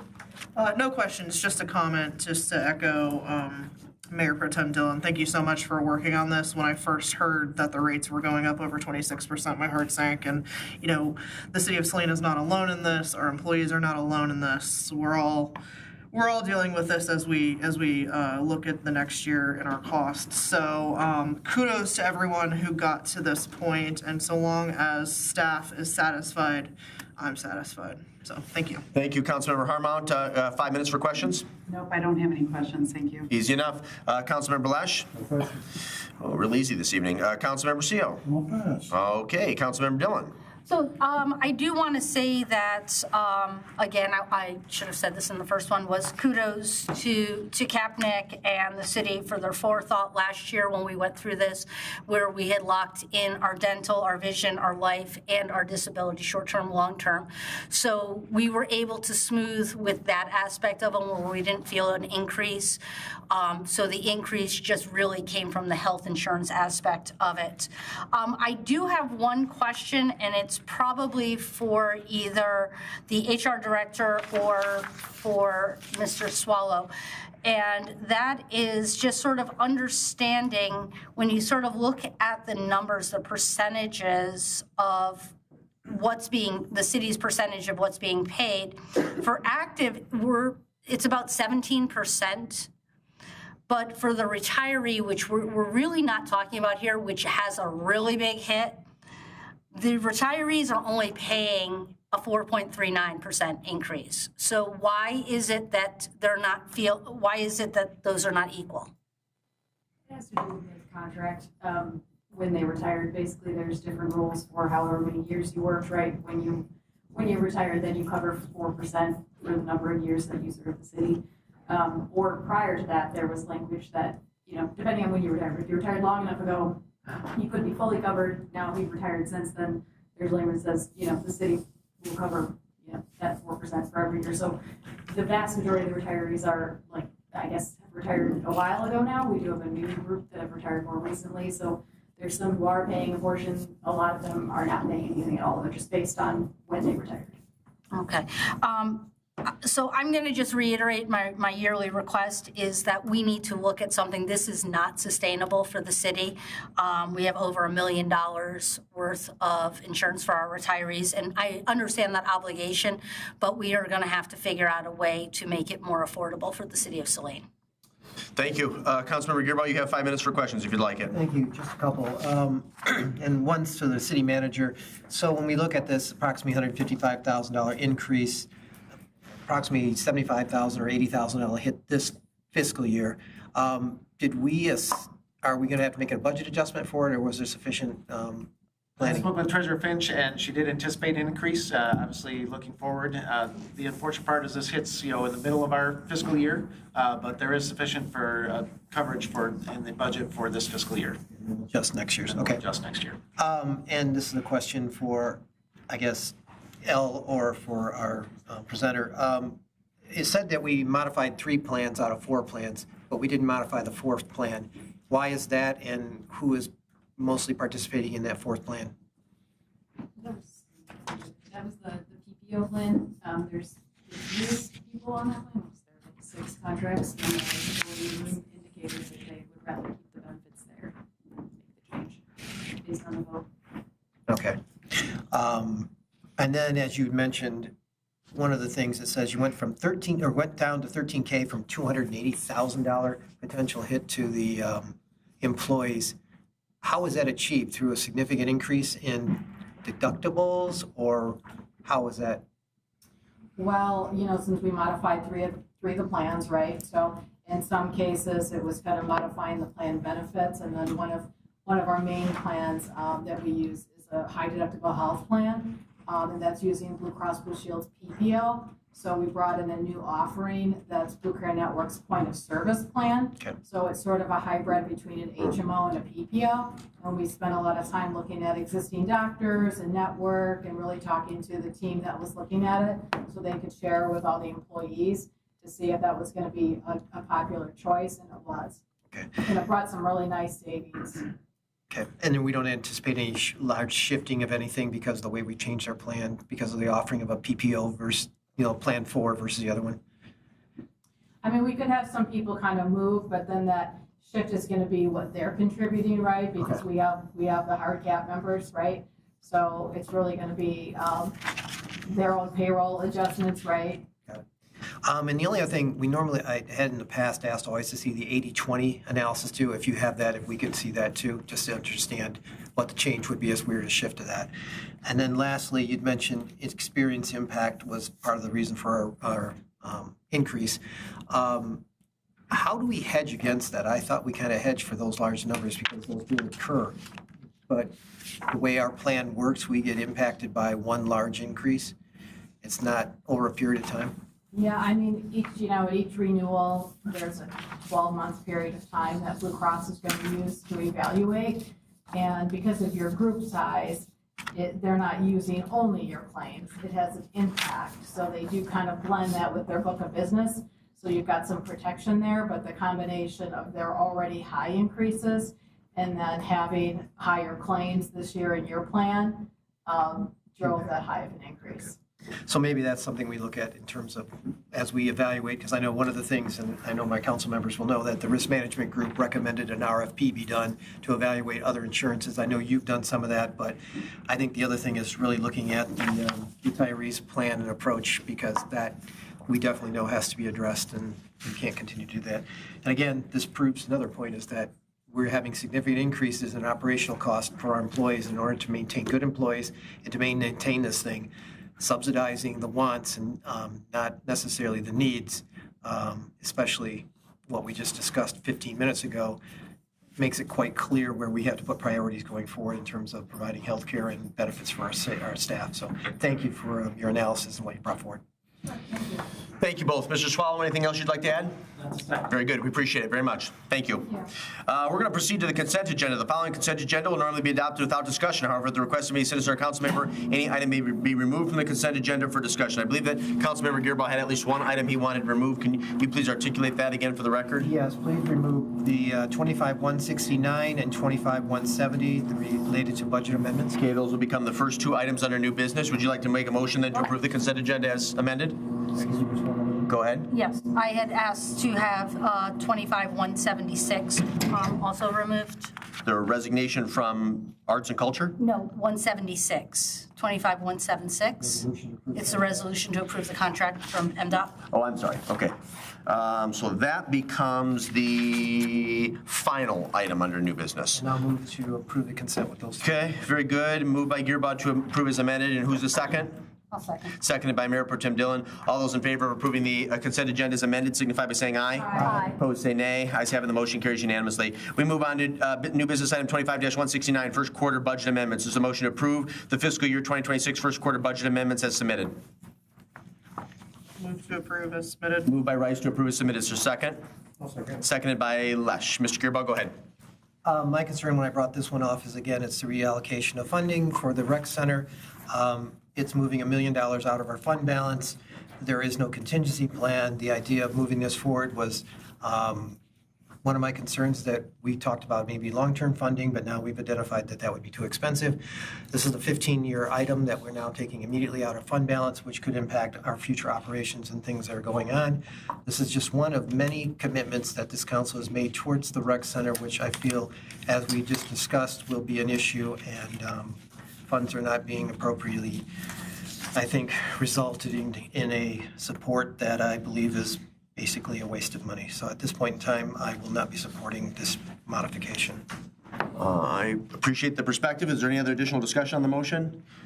I would emphatically but respectfully disagree that replacing the Dectron unit at the rec center is not an inappropriate expenditure of public resources. It's a vital piece of technology and equipment to maintain a valuable public amenity that we offer to our citizens. And as we discussed this evening, we seem to have a tentative plan to put that on a more sustainable trajectory and make sure that the funding mechanism that supports operations is more equitable. So I will be voting in favor of the amendments to the motion that was moved by Rice, seconded by Lesh. Any additional discussion? Mayor Pro Tem Dillon? Thank you. Whether it's finance or the city manager, can someone address the audit issue that's on here and how that happened and how it's been corrected? Yeah, so normally we allocate the audit costs across several different funds, including the general fund, as well as obviously the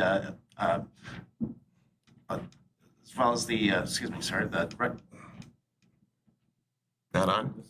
Nope, pretty good. All right, professional services, obviously the road funds, there's several of the TIFA funds, so those audit costs are usually spread across those funds. That was not done in the original budget, and so this amendment will spread those audit costs across those various funds. Thank you very much. If there's no additional discussion, Councilman Rice? I just want to, again, reiterate what we've been talking about all evening, and the recreation center is an asset to this community, and it's a service provided to this community, and continuing to vote no and talk about closing without doing our due diligence to find a way to sustain the rec center, I don't think is beneficial or forward-thinking for our entire community. I think it's, again, I reiterate that I understand where my colleagues are coming from when it comes to understanding that this is not a sustainable way to continue this, but I don't feel like it's supporting our entire community to continue with this negativity towards the recreation center and wanting to just kind of fold and stop spending the money that we need to spend to keep it sustained. Okay, if there's nothing further, I'll call for the vote. It's been properly moved by Rice, seconded by Lesh to approve. All those in favor say aye. Aye. Opposed say nay. Nay. Ayes have it. Motion carries 5-2. We move on to business item 25-170, Recreation 208 budget amendments. It's a motion to approve the Rec Center Fund 08 fiscal year 2026 budget amendments as presented. Is there a motion? Move to acknowledge. I'm going to go with Rice to approve. Is there a second? I'll second. Second by CO. Mr. Gearbaugh? Again, although we've identified these cuts within the rec center budget, tonight we already were having discussions that there were going to be new incentives to do marketing and to do other services. So I'm not sure where that money's going to come from, considering that we're cutting those budgets. Again, the money's just not there. And so if we want to support the rec center, the money needs to come from somewhere else. And it may mean cutting out of other operations within the city.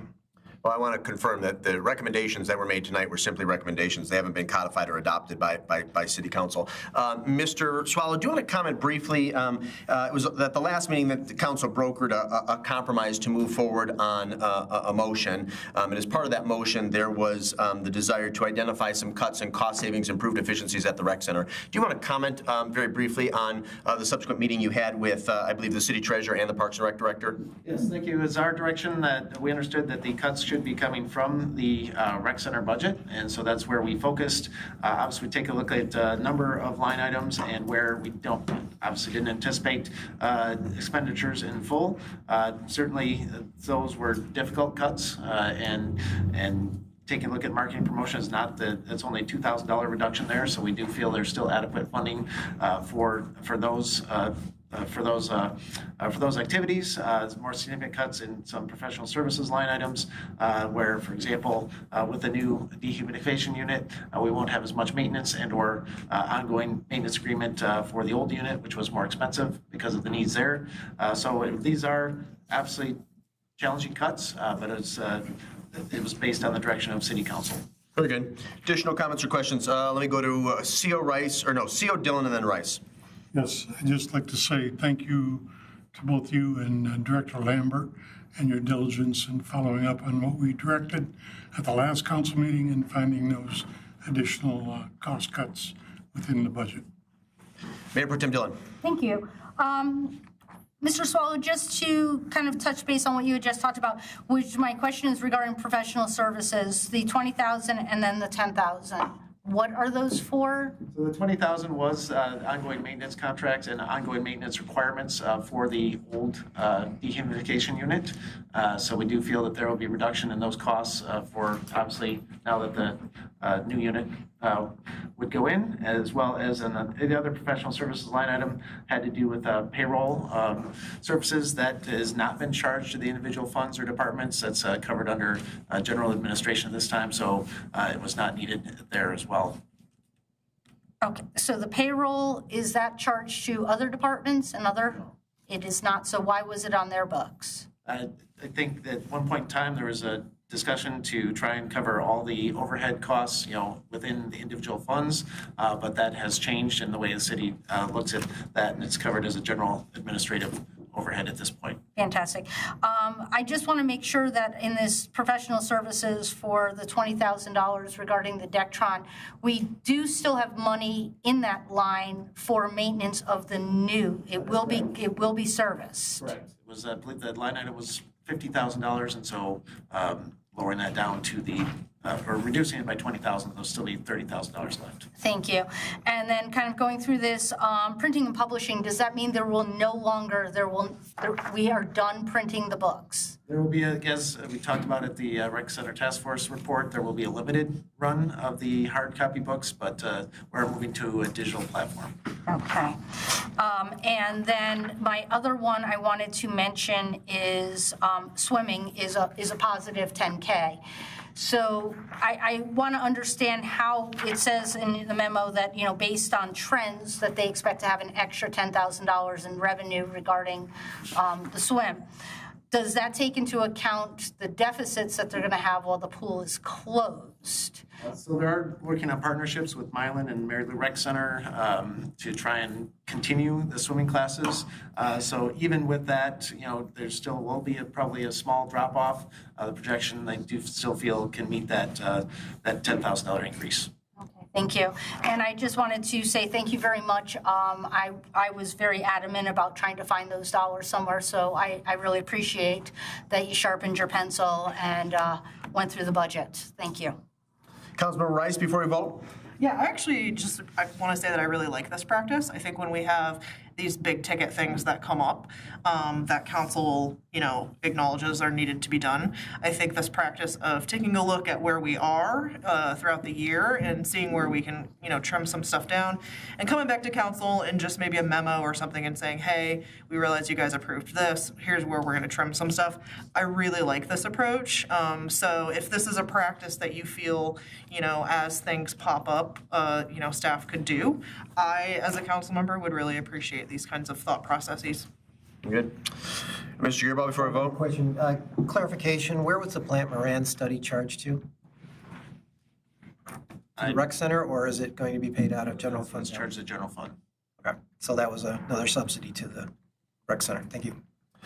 We have a motion on the floor moved by Rice, seconded by CO to approve. All those in favor say aye. Aye. Opposed say nay. Ayes have it, the motion carries unanimously. We move on to new business item 25-171, employee health care renewal. This will be a motion to acknowledge receipt and to approve or not to approve the 2026 health insurance plan renewal with adoption of plan options A, B, and C, retention of plan 2, and no changes to dental, vision, or life insurance coverage. Acknowledge to approve and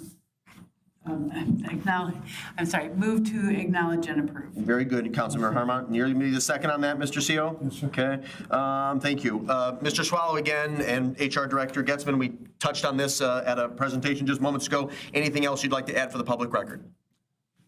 This time, just again, appreciate the plan changes, creativity with Cabinet, with obviously HR, as well as the employee groups being willing to essentially accept some different plan options that increase their costs in terms of deductibles and copays to keep the costs under control.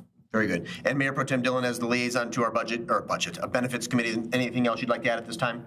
No, again, thank you very much to everyone that participated and made this possible. Very good. Any additional questions or discussion from the dais?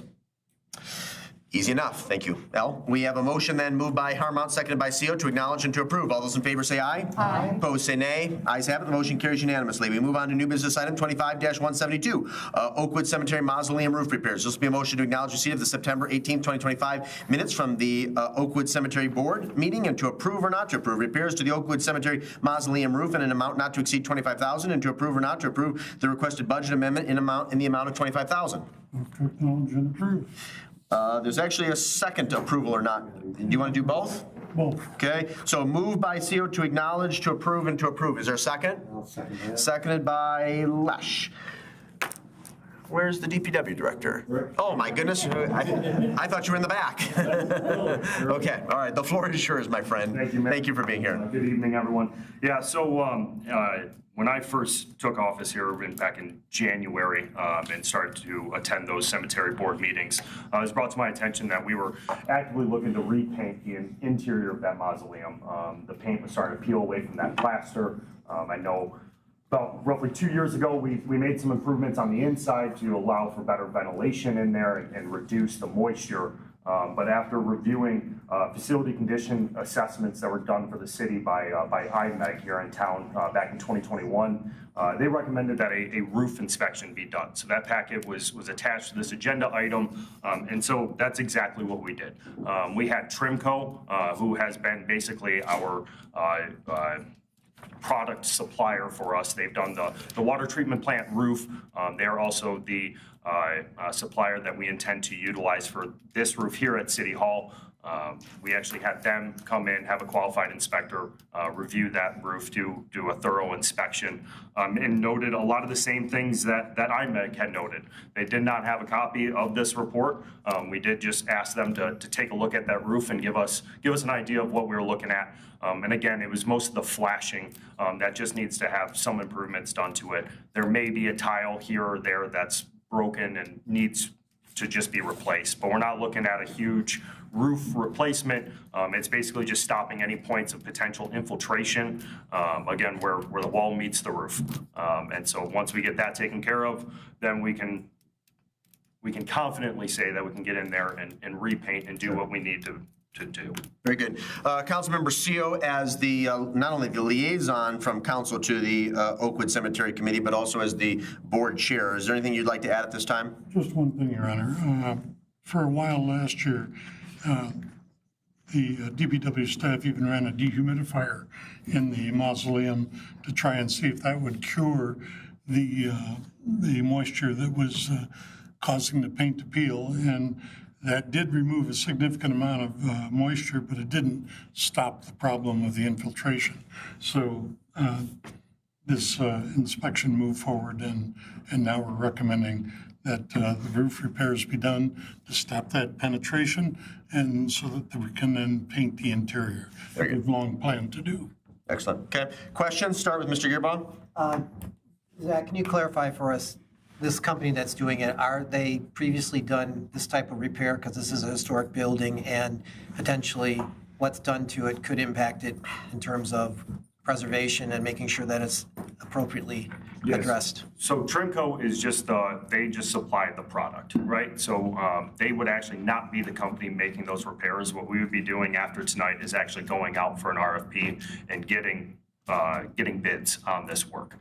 They all have to be qualified contractors that have been vetted and approved through Omnia, Sourcewell, some different type of cooperative that the state has reviewed.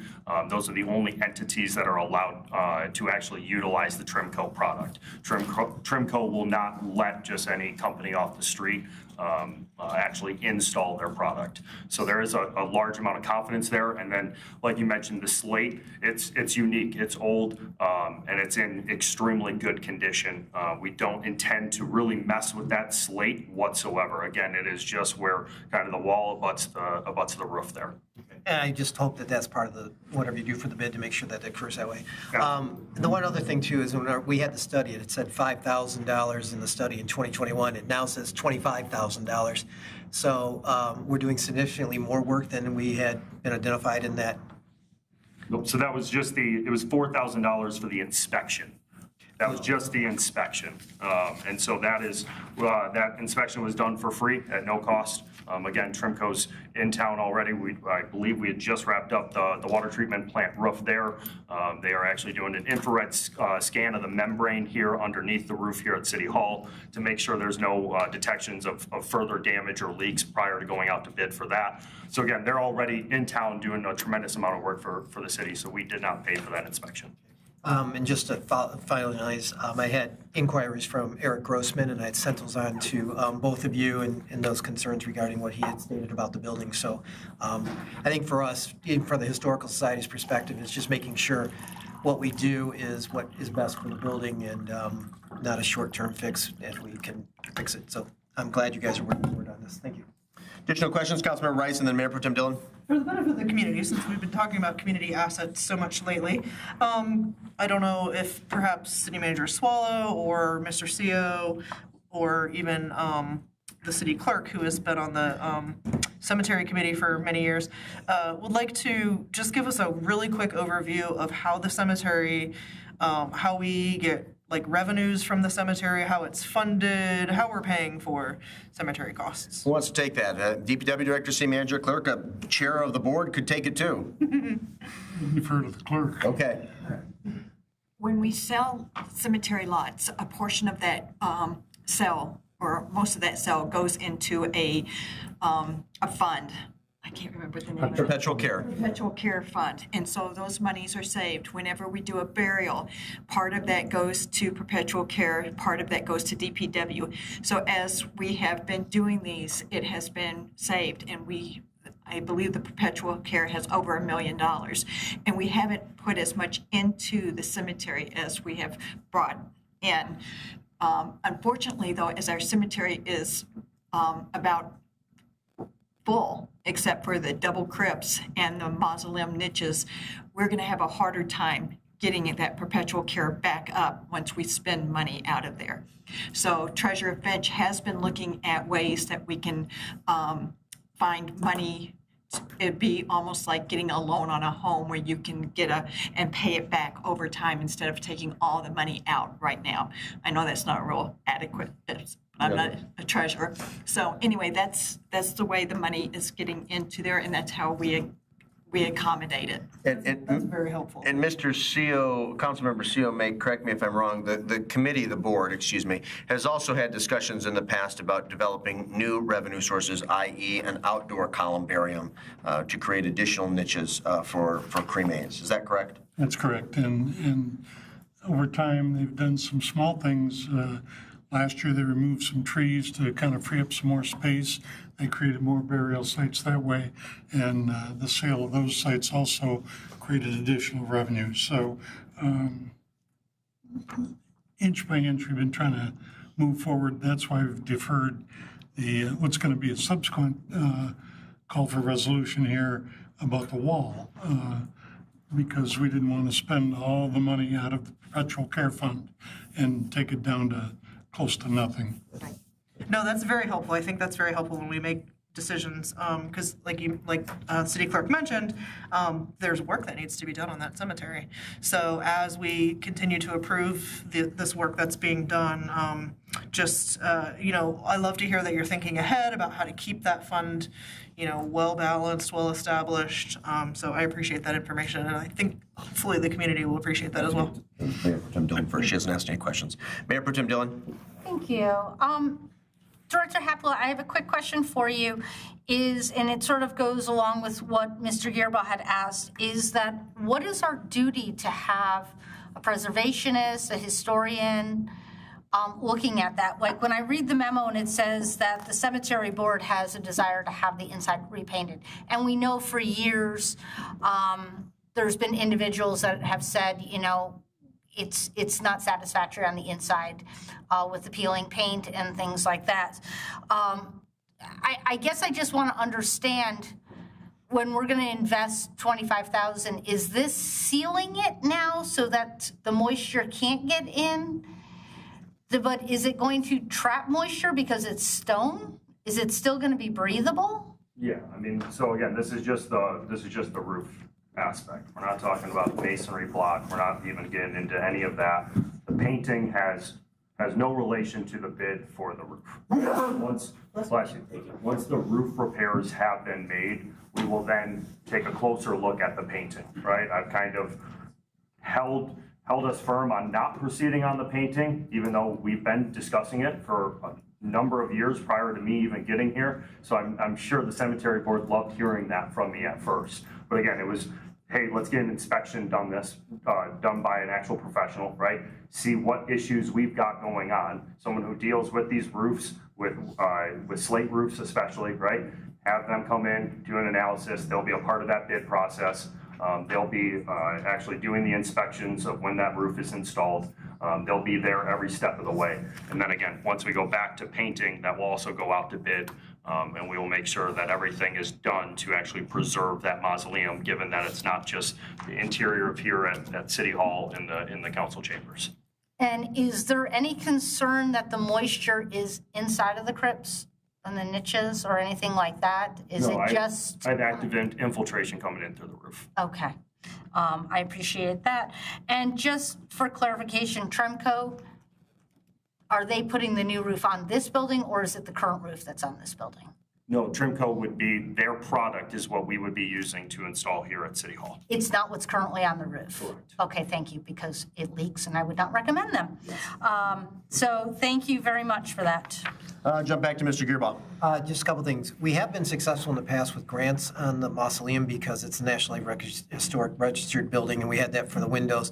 So whatever we can do, potentially looking into those possibilities, I think we should do that before necessarily hitting our perpetual care fund. And then the other thing, I just happened to notice it said the maintenance building back in the thing didn't need maintenance. The garage door and the doors need to be painted on that building. It's looking really shabby. So if we can put that and schedule that. So It could probably be done this fall. Very good. Is there any additional discussion? There's a motion on the floor, then moved by CO, seconded by Lesh, to acknowledge, to approve, and to approve. All those in favor say aye. Aye. Opposed say nay. Ayes have it, the motion carries unanimously. We move on to new business item 25-173, Oakwood Cemetery, Monroe Street retaining wall. This will be a motion to acknowledge receipt of the September 18th, 2025, well, there's a word missing there. Or is it, or should there not be a comma? Is the comma a mistake? No. Receipt of the September 18th, 2025, there's a comma on mine. There shouldn't be a comma. Minutes of the Oakwood Cemetery Board, and to approve or not to approve both phases of Fleece Vanderbrink's engineering design and bidding assistance, and to approve or not to approve the budget amendment in the amount of $46,700. Move to acknowledge. Moved by Gearbaugh, simply to acknowledge. Is there a second? Second. Seconded by Dillon. Again, Director Hoppola, would you like to begin? Sure. Okay. So again, we're on the topic of the cemetery here. So again, as I entered my term here, there had been long-standing conversations over the retaining wall there on Monroe Street. I know we have been actively engaged with Fleece and Vanderbrink for the last 3 years at looking at that retaining wall, doing ground penetrating radar to see what we may have behind that wall in proximity, and do some conceptual designs. So tonight I've got Mr. Dan Kabaj and Dave DeLynn from Fleece and Vandenbrink here to talk on any more of the expert matters and any questions you guys may have with that wall. Again, there's been conversations had for the last 3 years, a lot of analysis done on this wall. So what this proposal is tonight, right, is to move forward with the actual design engineering, putting that together in construction documents, have all the elevations, specs, everything from a permitting aspect, have it all ready to go. So that way, at which point the city council, staff, everyone feels comfortable proceeding to actually go out to bid, we can do so. Tonight, this is not looking, we are not committing to going out to bid in a month, 2 months, 3 months, in a year. This is having this ready to go, but as part of their proposal, there is a second section there for the bidding assistance. Much of that to do with the requests for information when those come through. Again, with them kind of being the experts from the structural component of this, a lot of those questions I may not be able to answer. And so that's where these guys are a tremendous amount of help in putting together all those specs. The EJCDC docs are very lengthy and not something that I would be comfortable putting together myself. So again, that's what F&V has before us, and I'll let Dan take it from there. Dan, we welcome you here this evening. It's good to see you again. Yeah, it has been a while. Glad to be back. Just I figured I'd start with a little brief rundown of how this began. 2022, 2023, we went before the cemetery board. There are 3 walls in the city working with DPW, 2 of those at Oakwood. We successfully had the Michigan Ave wall, the modular block one, completed in 2024. This one we knew would be a little bit more complicated. We have been monitoring that, I'd say quarterly. Whenever we've had our inspectors in town, or myself, about 3 times a year, just to check the progress. We'd have an inspector report, some photos. And although the wall is, it's holding up, it's not in jeopardy of falling over, it's showing wear, more and more wear. The history of the wall, we understand that there's been numerous years of patching. and those are starting to flake off. We're seeing holes that even allow moisture to go through. With that, I would say that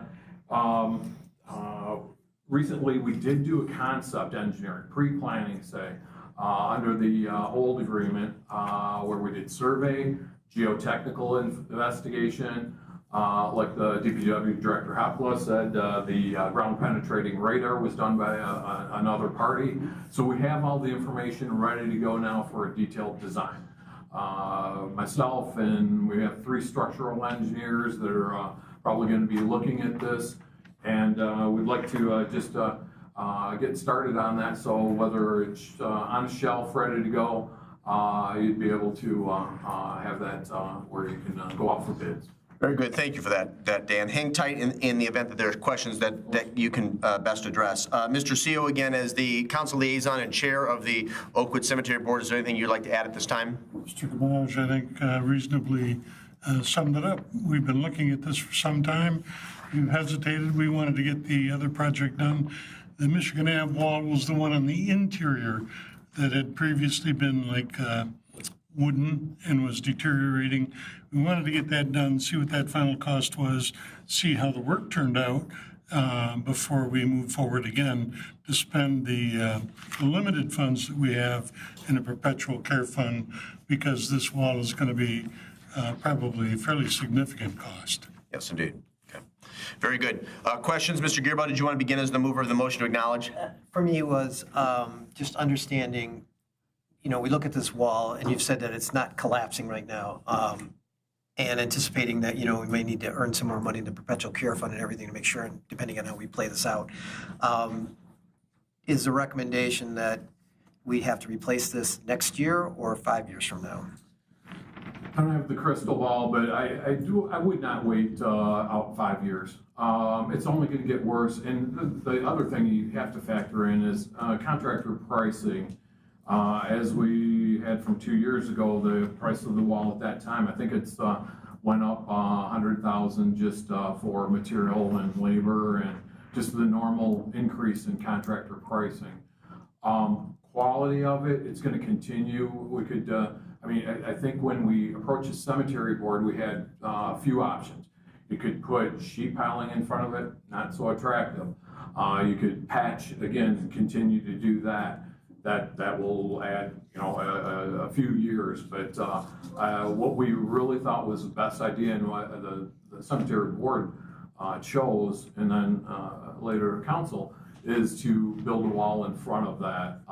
One, it will hold the existing wall in place. We can anchor it together. We can put a foundation, a new cap. But back to your main question, as far as longevity, I wouldn't want to say, go past 5 years. I just don't think that's a good idea. And so what we're doing is, as you're saying, we're building a wall in front of the wall, so we're not really taking this one down. No, but we are doing repairs to that wall. We would, any loose material, we can't tie back into that. We would clean that, the chipping, tie back anchors through there so that it's one integral wall. Pour against that, we'll have new footing. We'll be ripping out the sidewalk in front of it because we need the extra space to get the 4-foot depth footing underneath there. Things like that, we'll anchor them together. And then we will address the issue where I think the biggest failure is happening is where the old staircase was, and that wasn't properly closed off or however that was put in there. So we'll be addressing those specifically so that doesn't fail against the new wall? Yeah, and there's a couple of things that we learned in talking with DPW. I mean, that's the one location where I see a little bit of material settlement. There's weep holes that come out onto the sidewalk. There's under drain behind that. But when we were up there walking, that is where that's is settled, where that old stairwell. And it's probably just some material maybe into the under drain, but for the most part, it's because you had a void there at one time. So. And if we were just to tear that wall out and put a new wall in, that cost would be. I think we had that within. I'm going to say, I'm going off memory, $50,000 difference. So there wasn't a whole lot of difference. to take that out. But the thing we didn't like about that, and I think what the cemetery board agreed was just jeopardizing what's behind there. I have heard stories of when people dig around cemeteries that it can not be pleasant to, if you don't want to damage anything, I'll say. And well, they have a tendency to bury people in the wrong graves too. So, yeah, I can understand where that might be a concern. When I look at that, I'm just concerned that that wall's had some of those problems, and all we're doing is putting a new face on an old wall that's continuing to be an issue. So, whatever we do, again, we should do the right thing. Well, and one thing, I have done soundings in our structural engineers. You can tell where it's a little bit hollow behind there, and we will repair all those. The area that's solid is pretty decent. So okay. Thank you. Additional question? Boy, everybody's got questions. This is good. Let me go Rice, Harmont, and then jump back to Dylan. So if we delay this action and say, we want the cemetery board to take more time to look at, loan options, things like that, you've already done legwork to get to this point where you can do an engineering design. Would you have to redo some of that? So say we delay this for a couple more years. Do you have to go back in with your ground penetrating radar and kind of reassess things, or are we kind of solid on the data for a little while? We are, with the survey and everything, the geotechnical recommendations, that's in place where that's not going to change. The only risk we run is continuation of, if we have a terrible spring next spring or something like that, continuation of the deterioration. That's where we run some risk there. Okay, cool. I would like to add, please. Obviously, an inflation of costs as well, right? I wouldn't expect F&V to hold their costs that they're proposing to do this work if we hold off on a couple of years. And the same thing with the actual construction repairs, right? For every year that we wait to help with the perpetual fund, right, to try and offset, you're also playing with the market and trying to see what's going to happen from a construction inflation. So moot point, you could exactly. be, yeah. So I think, again, for this is just getting all of their efforts put in paper while we do our due diligence on the staff's part to make sure that we are funding this as appropriately as possible. Sounds good. Thanks. Councilmember Harmont? Just two questions. One is, so your firm guarantees the design. So if we put the second wall up and it doesn't breathe right and we have issues, then that would be, you guys guarantee that, right? Well, we don't construct it, so I mean that's where the contractor. But you're setting the specifications for the contractor, so. And like Mr. Hepla said, the EJCDC, very strict industry standards that we always use. Most consultants do, and that keeps us where we get quality contractor work. We would also recommend, which is not in this proposal or even thought about at this time, but spot inspections or some assistance during construction to make sure the contractor is doing what they're supposed to be doing. And then the second question I have, you talked about the sidewalks. So if we put this wall in front of the wall, is there going to be enough space to walk for the sidewalk? Will it have enough width for ADA compliance on that sidewalk? Yes, we'll probably encroach a little bit more on the green space between the back curb and sidewalk, but there's approximately 2 to 3 feet between the wall and sidewalk, maybe more on the lesser side of 2 foot, but we probably will be going closer to the curb, back curb. Thank you. Thank you, Councilmember Harmont. Mayor Pro Tem Dillon. Thank you. The sidewalk was definitely one of my questions. As we talk about this, I sort of want to kind of go back to what Mr. Yearball was asking about a wall in front of a wall, in front of a collapsing stairwell. Is it bowing out as it is now, and then we're looking for the new wall to push everything back? No. What are we looking to do? What is the purpose of the new wall? Well, to support. I mean, that's we're going to do some repairs on that, but it's to anchor it together, just for the sheer support of having that in front, and a new wall that's structurally sound. Even though we will take out any old material that's not desirable, and then we'll patch that back in, so you'll get that surface and then anchorage back into the wall between the two. It's just, if I could say, if that's a 2 foot thick wall, a 4 foot thick will be better for that. in the foundation, the new foundation is what's going to really. And if I may, based on the renderings that you provided, there's also an aesthetic enhancement as well. Yeah. Yes, the form liners that we'll use, and that's going to be something that selection.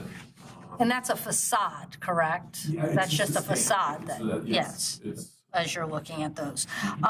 So my other question, and it's probably for Mr. Hapla, is that the grassy side of the cemetery is a little treacherous over there. So, I mean, getting to this point where you're getting up to some of these graves, there isn't an easy pathway anymore.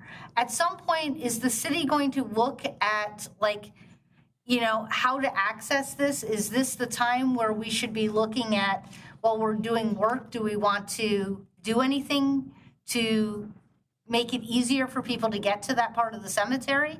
I mean, in my personal opinion, no. I wouldn't recommend doing any type of path up in there on the cemetery property like that. I mean, it's...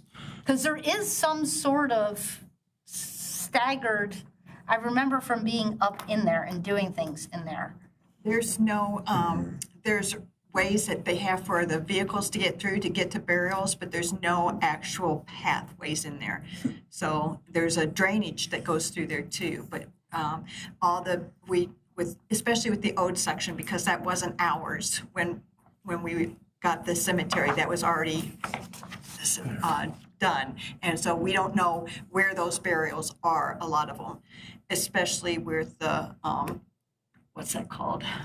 I'm sorry, I'm losing it today. The section where the unknown people are. So, Potter's Grave. Potter's Fields, because we have at least 2 of those. So it would be very hard to put in any kind of a pathway when we don't know all the burials. And some of the burials don't have headstones, so there's people buried, but you don't know they're buried there.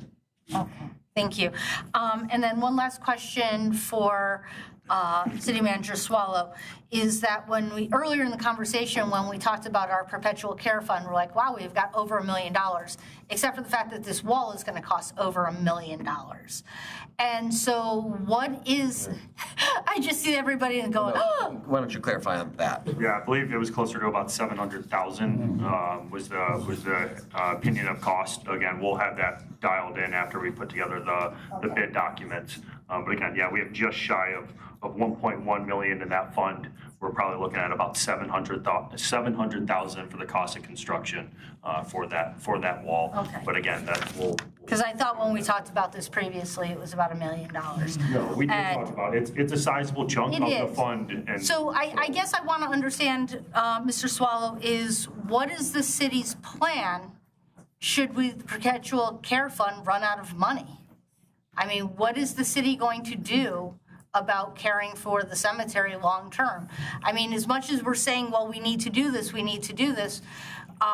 do have to figure out how we're going to pay for it, and utilizing and draining down that perpetual care fund is just going to quickly mean that the city's going to have to backfill it. Well, 2 things. It's my understanding this is the last major project that would need to be completed at the cemetery. They're not, looking out projections wise, at least for the next, decade or so, there's not another project on the horizon that would deplete the fund further. That being said, certainly we can look at, financing. We bundle it with another bonding for other projects, to maybe lessen the blow so that there could be annual payments towards that debt service as opposed to the entire full amount of that 700,000 that's estimated currently. So, and then beyond that, I mean, at some point there may be some general fund requirements to help support the cemetery if there's a complete depletion of the perpetual care. And so, I mean, as we look ahead at budgets, and I just want to make sure that that's something that we don't lose sight of, is that, we're going to deplete this dollar. And as we've said, we don't right now have really a backfill of revenue to come in. There's minimal revenue coming in. So the dollars that we have are going to have to either find a way to be maximized, and just understanding how we're going to do this. And I understand this is a project we've been talking about for, I think it is about 4 years now. And we've kind of just, as we normally like to do, we've kind of kicked the can trying to figure it out. And just understanding what does that mean long-term cost-wise to the city to maintain it? And then once it's installed, what is its lifespan, and will it have to be replaced in 10 years? Is it a lifetime, wall, or are we going to look at, putting a wall in front of a wall, which is in front of a wall at some point? What I would like to add is, again, that fund is, we're really only using that for capital. For these large capital projects, right? So we've done the retaining wall there on Michigan Ave. Again, the Mausoleum is in pretty decent shape, right? For what we're anticipating to be about $50,000, we can do most of the subsequent repairs that are required on that Mausoleum. All the maintenance, all the labor hours, everything that we're doing on that property, really none of that is being charged to this account. We have about $10,000 budgeted in just cemetery maintenance, and that's really it. Everything else is just capital outlay. And so again, there's not too many assets on the property that are going to require large capital investments on them. But again, that dwindling revenue coming in is something not foreign to us, right? There are other communities that are facing that same issue, and something that I'm sure we will definitely be looking into as we start to move forward and looking at when we may construct this and how we fund it. That'll be something we'll absolutely look into. Thank you. Like I said, I want to just ensure that for future generations that there is financing available to maintain the last resting place of people. We've made a commitment to people literally in death, and the city has an obligation to them. Councilman Rice, real quick before we call for a motion, the motion on the floor is simply to acknowledge receipt.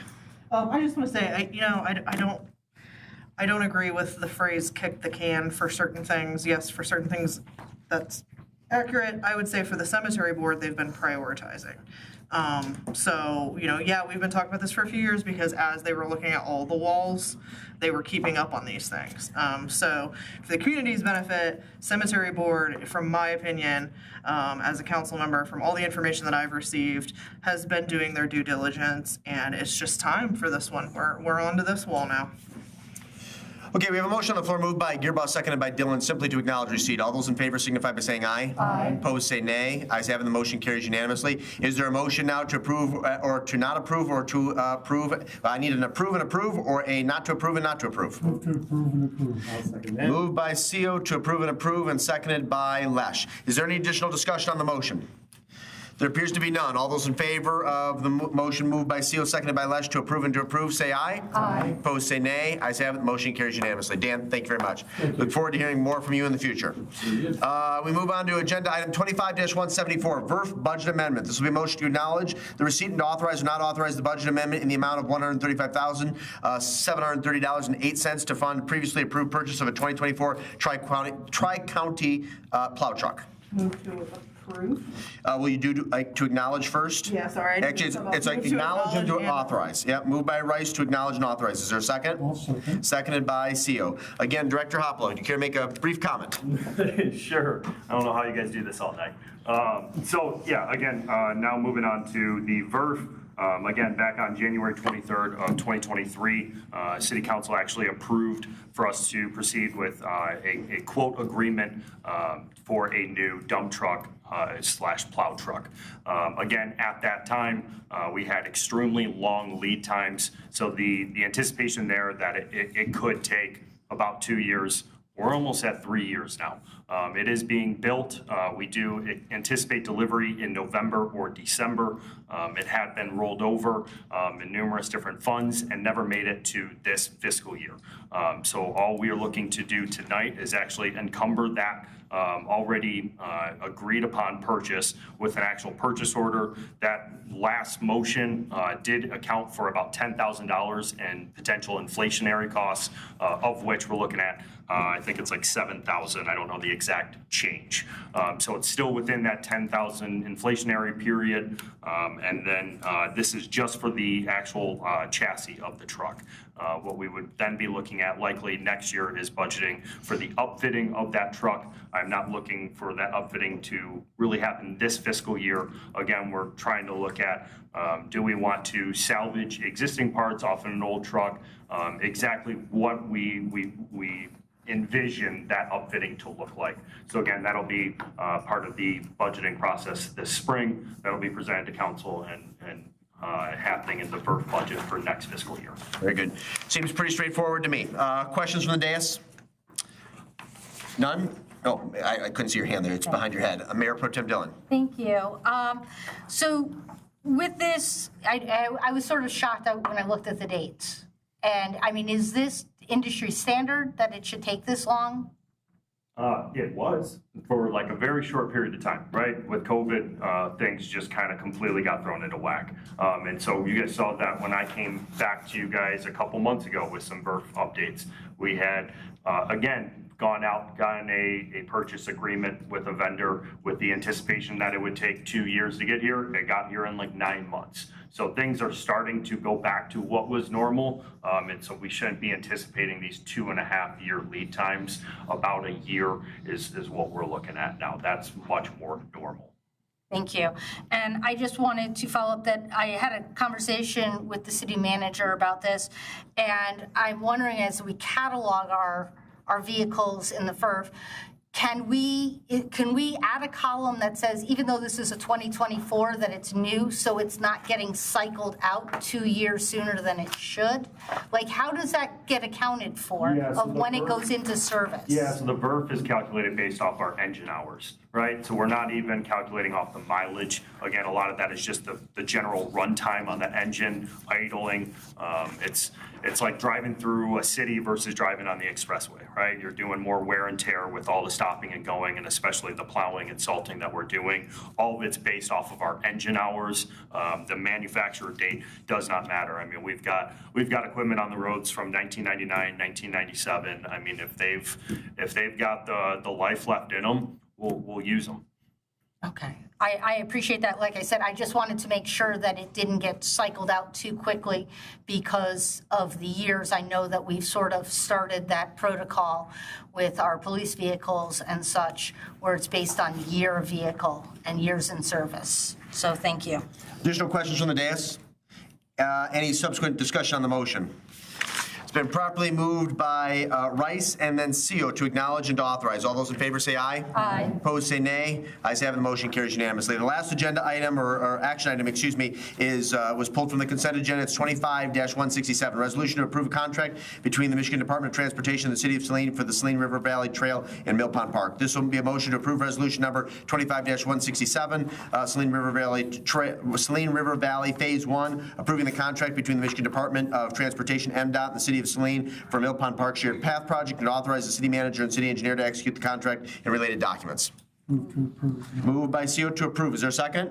Second. Seconded by Rice. I believe you have the question, Councilor Mayor Pro Tem Dillon. Thank you very much. What I'm trying to figure out with this project first is in the motion it says phase 1. So do we have different phases for this project, and what are they? What's included in phase 1? There was a map included in the packet. The phase 1 is through Mill Pond Park. The phasing came from our planning session, and about I guess also without labeled during strategic planning, we identified our vision as along the Saline River Valley Trail. So this is the first phase along the Saline River Valley Trail. That was something that was established back in our strategic planning such. So we had hopes to go north and south from here, but right now those are more specifically north. That's a difficult portion of the trail directly north of the Mill Pond Park. So I guess to answer your question, this is phase 1. This is the only one that's currently planning has funding for. And during our strategic planning, we had hopes to draw attention to our Saline River Valley as a high flight of our city and expand the trail both north and south of here. Okay, just understanding that it says phase 1 and understanding what that is. So what happens if, right now it says that we have a $78,000 shortfall, it sounds like, if I'm looking at the math right, according to your memo. And so it's saying that the city's share is 323 and that we have secured 245. And so just trying to understand what that is. She's on the cover page dated October the 20th. Of my memo or the actual MDOT? Your memo. Yeah. So you're looking at the economic impact that says 786,187. Yeah, federal funds first, the city has the 323. Does that not add up to 1.1? No, what I'm looking at is when you look at your background brief, and it says the city has secured $245,000 in construction funding, which is insufficient for construction of the entire project. So is that what we have right now is our funding, and we have to come up with the 323? The prior to SEMCOG award, the city had secured $245,000 in construction funding. So that 245 still exists, yes. And so we budgeted in this fiscal year, I budgeted a few $100,000. We still have to pay for construction engineering and funding. So yes, is this halfway 100% funded? No, that's the question. The city funds will be needed for approximately $250,000 to $300,000 total of the project. Right, and that's what it's saying here under economic impact, that the city is putting in $323,000.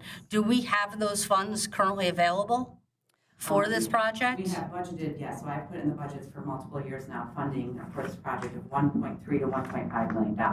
When the memo states that when I first started, we had only secured $245,000. We have now secured over $1 million for the project. So I guess, yes, there will be city funding needed for this in addition to grant funding. But that doesn't mitigate the ability to secure additional grant dollars to secure to help fund the project. No, it's happening next summer. Right. I think so. Our timeline is short, and thus far we've been unable to secure funding for engineering. All of our funding has been for construction. Sure. So we've got the construction almost 100% funded. Of course, I'll tell you those exact dollars once we open bids on November 7th. Right.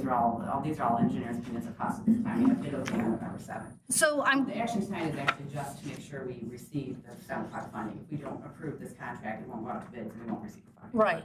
So what happens if the bids come up higher? Then we get a choice to make if we want to move forward or not. Okay.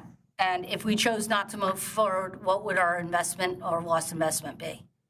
To date, I guess I'd have to go back and follow up with you on exactly. No, that's fine. I just want to understand so that we understand what our options are. I was just trying to, the whole reason I'm asking this is when I was reading the contract under the payment section, it talks about that the requesting party, which is the city of Saline, it sounds like we're fronting the money. We pay our portion in first, and then the MDOT kicks in. One of the funding that was secured by former Community Development Harrington was $800,000 through SEMCOG, which is funneled through this federal funding. So to get that, we have to bid the project as a local agency project. So the way those work, as did our industrial woodland project, as did our clock project before that, is that MDOT basically administer the contract per MDOT's rules, and then they send us invoices. They do all the math, and we just pay the invoices from them. So the math is that they'll start sending us invoices for the contract up until the $300,000, and then the rest they will pay, or whatever the math is for this. Basically, MDOT sends the invoices to us. It's not that we're fronting any money. We are ultimately paying MDOT. They cut us an invoice every month after the applications that our engineering firm does in accordance with the local agency specifications. Okay, I guess I'm kind of lost because the way that I'm reading this is that the city's portion of funding pays in first, and then the SEMCOG MDOT money comes in after that. So do we need to have, my question is, does the city of Saline need to have all of the money for this project up front to pay for it, where we don't have the opportunity for multiple fiscal years? No, not at all. That's the exact opposite. MDOT sends us the invoices. So we're not fronting any money. MDOT's actually sending us the invoices. The contract that you're reading is MDOT's boilerplate contract that this body has approved multiple times to reset federal funding. The only way we receive this funding is if the contract gets approved. Now, I don't feel like, we are a small fish in a big pond here. I don't think we have a lot of choice on how the MDOT contract reads. But to assure you that it is not, we do not front the money. MDOT will, so let's say this contract's awarded, the contract decides to start May 1st. We will process, or we will hire an engineering firm to process pay applications that will be submitted through MDOT's local agency project system. MDOT will then send the city of Saline a bill for our portion. There are specific portions of this project that are identified as federally funding and specific portions that are not federally funding. So depending on what is billed first, the individual pay items, the quantities in the contract, and I apologize, I had some of these questions up front. I would have a much better answer for you today. And so. And we're really digging deep here for a standard, in my opinion, right now. So I apologize if I'm showing off with you because I just was not at all prepared for this, these questions. I'm doing the best I can with. No, I appreciate that. Like I said, I'm just trying to figure out right now, my main question is, do we have the funding to pay for the project? What I don't want to do is have it bid out, come to us and say, oops, we're short dollars, and we're going to have to find a separate funding source for it. If it's something over $1.1 million, we will definitely be coming back. That's what we have budgeted for, that's what we have planned for, that is what has been budgeted for now 2 years. And that's for the construction cost. We have another couple $100,000 budgeted for construction engineering costs. Thank you. Additional questions? And I would remind colleagues, it is in our council guidelines that everybody make engage in a best faith effort to address questions and articulate those to staff in advance of the meeting so that they can respond with thoughtful and thorough answers to any questions and concerns that you may have. Councilmember Gearbaugh. Yeah, and questions can arrive from what this is. They certainly can. There's no doubt about that. You can also send them in advance of a meeting. This is coming out of this. So you have just mentioned we were looking at an estimated $1.1 million, and then you're saying $300,000 or $400,000 potentially more for engineering. Is that within the original budget? Or you don't have to answer me now, but I'd like to know, was that where we originally identified, or has this expanded and gone above and beyond what we anticipated? The project has expanded to fully utilize all of our free money for construction. Okay. So we got $1 million in free money, and we are trying our best to use exactly that. That's fine. That's what I'm asking. I just want to make sure, did we, using that money versus now we're up to $1.5 million, I don't want to see it go to 1.7 or 1.9 if we can avoid it at this point. Well, MDOT, and that's the beauty of MDOT. So you have a lot of hoops and jumping through to get to this point. But MDOT has a spec book that is this thick, and you're basically counting almost every stone that's put down out there. So once you get it bid through MDOT, the chances, the way you do change orders is very strict. So it's usually a much tighter budget. Right. And we ran into that problem with Michigan Avenue when we had to put the water main in and everything else. So making sure that everything's in there is just understanding that right now is why I'm concerned about a 1.5 number when we're seeing 1.1 on here. So. And this is a 10-foot wide path through the park. It doesn't have a lot of varying components. Okay. Thank you. Additional questions or comments before you vote, Mr. Seal? Just a quick one, Your Honor. Thank you. Good evening. On your drawing, you have these little spurs that run down towards the water. Is that more to allow vehicles to be able to approach the water? Those are actually all spurs to our existing benches along the water. Oh, okay. So we wanted to improve. So some of the benches are the old style benches. We have newer benches like the memorial benches where we have the concrete where we, what do you want to call, bolt them down on the concrete, and then the older benches where the concrete's poured around them. So this project will actually be removing 2 benches. We will ultimately replace those with memorial benches, but we'll be all set to go for those. So those are basically just access, and that was some of the examples of using just a little bit of funding to maximize all of our funding. The circle you see on the top of the project too was added to the project to maximize the use of our construction funds. So our first, before we just went from north to south and we didn't have a loop around the rock on the north end of the project, we only were using about 75% of that funding. So we thought, well, why not use the whole thing? So we put the loop and we put out to the benches. And I think that's something that we should, yes. So. Looks like it's going to be nice. Councilmember Rice and then Councilmember Harmount. Yeah, I just want to add to what Engineer Humphreys was saying. And we've worked extensively over the last year or so where Engineer Humphreys has come to the Parks Commission and shown us things, and we've had some chats back and forth, and then she's tweaked some stuff, and it's been a really collaborative project.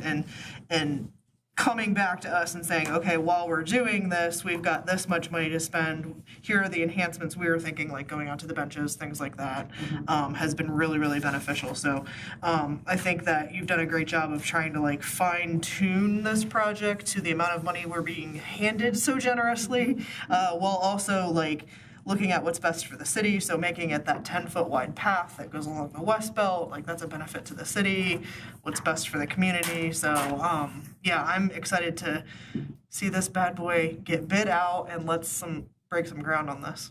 Thank you. Yes, I was glad to see the funding stay in the district, as I think some of you are aware. With some of the delays in SHPO and NEPA, we were close, and this was carbon reduction funding that was going back to DC, we didn't use it to fund that. That's a program that's been eliminated by the current administration. So getting this bid date of November 7th was critical this summer. And I think it was a collaborative effort with SEMCOG and WAPS in the city of Saline to keep the funding here local. So I am happy to see this project moving forward. I think it's going to be great when it's finished. Councilmember Harmount. I love this. This is a huge part of our strategic plan, and I really love to see this path. Just two things I want to retouch on. So if the mill pond were to change into a river, not saying we're one way or another, but it will still be a viable trail, right? Regardless of what. Yes, because it's following along the ridge line of the woods outside of the existing embankment or of the revised river, even to the north end. It's outside the existing area. And then number 2, you said lighting is not part of this phase, right? Okay. And then the third question I have, my parents, I just had a chance to visit their bench memorial that in my hometown, and I love that idea, and it's really, is this an opportunity? Could we sell more of these along this path? Because I really find a lot of comfort going to visit my parents' bench. So maybe that could be something, could kind of offset a little bit of the funds maybe for the cemetery or something like that. And if I might, that's one thing that we've talked about at parks. When we went on our parks visits, we saw so many cool things that were like donated by so-and-so or in memory of so-and-so. And that's one thing that we're looking at in our recommendations to council for like, how can we do some of these improvements without actually taking from general fund or from the tax base? People always want to support things. Like, here's a great way to support stuff. So thank you. That's all I have. Very good. There's no additional discussion or questions for Engineer Humphries. Tesha, thank you very much. Appreciate your time this evening. There's a motion on the floor moved by CO, seconded by Rice to approve. All those in favor say aye. Aye. Opposed say nay. Ayes have it, the motion carries unanimously. We come to reports and other announcements, including updates from boards, commissions, committees, and task forces. I'll begin with Councilmember Rice. Nothing for me. All my meetings are tomorrow. Okay. Councilmember Harmount. I do have a discussion item. I will save it for the rest. I don't have any commission comments. Okay, Councilmember Lesh. Only thing of significance other than the Arts and Culture meeting that we just had, the fire board will not be meeting in November due to lack of actionable agenda items. Councilmember CO. Hold on, folks. We're going in order here. Yes. Okay. So please don't interrupt. Mr. CO. Saline Area Senior Council met this morning. Progress on the renovations is moving along. We did take a brief tour of some of the new places and the tile. They have tile on the walls. In the bathrooms, they have toilets installed now, which is exciting news because now the men no longer have to use the porta potties outside. They're about to turn the heat on, which is also good news in terms of the fact that cold weather is coming along. And right now it looks like they might be finally completed spring-ish. Thank you, Mr. CO. Mayor Pro Tem Dillon, reports, announcements, updates from boards, committee, or task forces. Thank you. First, that's great news about the senior center because I was there the other day, and I will be honest, there were a couple of men that were not happy about having to go outside to go use the bathroom. So I appreciate that, and I wish the schools would have had some other means set up. Mr. Lesh, I would like to say that I'm disappointed that the fire board is not meeting, as there is a lot of things on their plate right now to get ready for the fire authority. Right. So I should have just said that the attorney for the fire board is actively reviewing the current draft, so that's what we're waiting for the steering committee. And I will comment about that also, that I was opposed to the attorney because the attorney also represents one of the townships. And that was something that was changed earlier on, where we had our attorney, we parted ways to have somebody that was independent and did not represent. So I was a little taken aback that they went back in that direction again. As far as my committees, the Cable Commission, I just wanted to say that unfortunately, when work was being done for enhancements at Saline area schools, one of their contractors severed a piece of fiber. and which impacts our ability to transmit cable to the city's cable channel. So right now we're working with the contractor and how it's going to be repaired. We don't unfortunately have a time frame for it at this point, but in the meantime, all of our meetings, city meetings, school board meetings, community events are always being recorded, and they can be viewed at either the city's YouTube channel or at the Saline Video YouTube channel, which is hosted through the schools. Thank you. Councilmember Gearbaugh, reports or other announcements? There was no planning meeting, and hopefully in November we will be reviewing the plan for Lot 20A that's on Michigan Avenue. Councilmember Hermont, you had an additional item? Yes, so myself and Pro Tem Dillon are on a subcommittee to help with the city manager evaluation, and we've created a really good outline and would like to get some additional feedback from any members that would like to provide the feedback. I'd also like to get the acting city manager's feedback, not that we're going to go with, but we'd like to get the feedback as part of the stakeholder feedback. We appreciate both of your work on this important and I guess it's timely initiative. Obviously, we want to have a tool, a matrix in place by late spring when we conduct the city manager's annual evaluation. I would encourage you to email any draft documents to City Council before the end of the week, and please indicate a specific date and time as to when you would like feedback. Excellent, we can do that. Is there anything else you would like to input?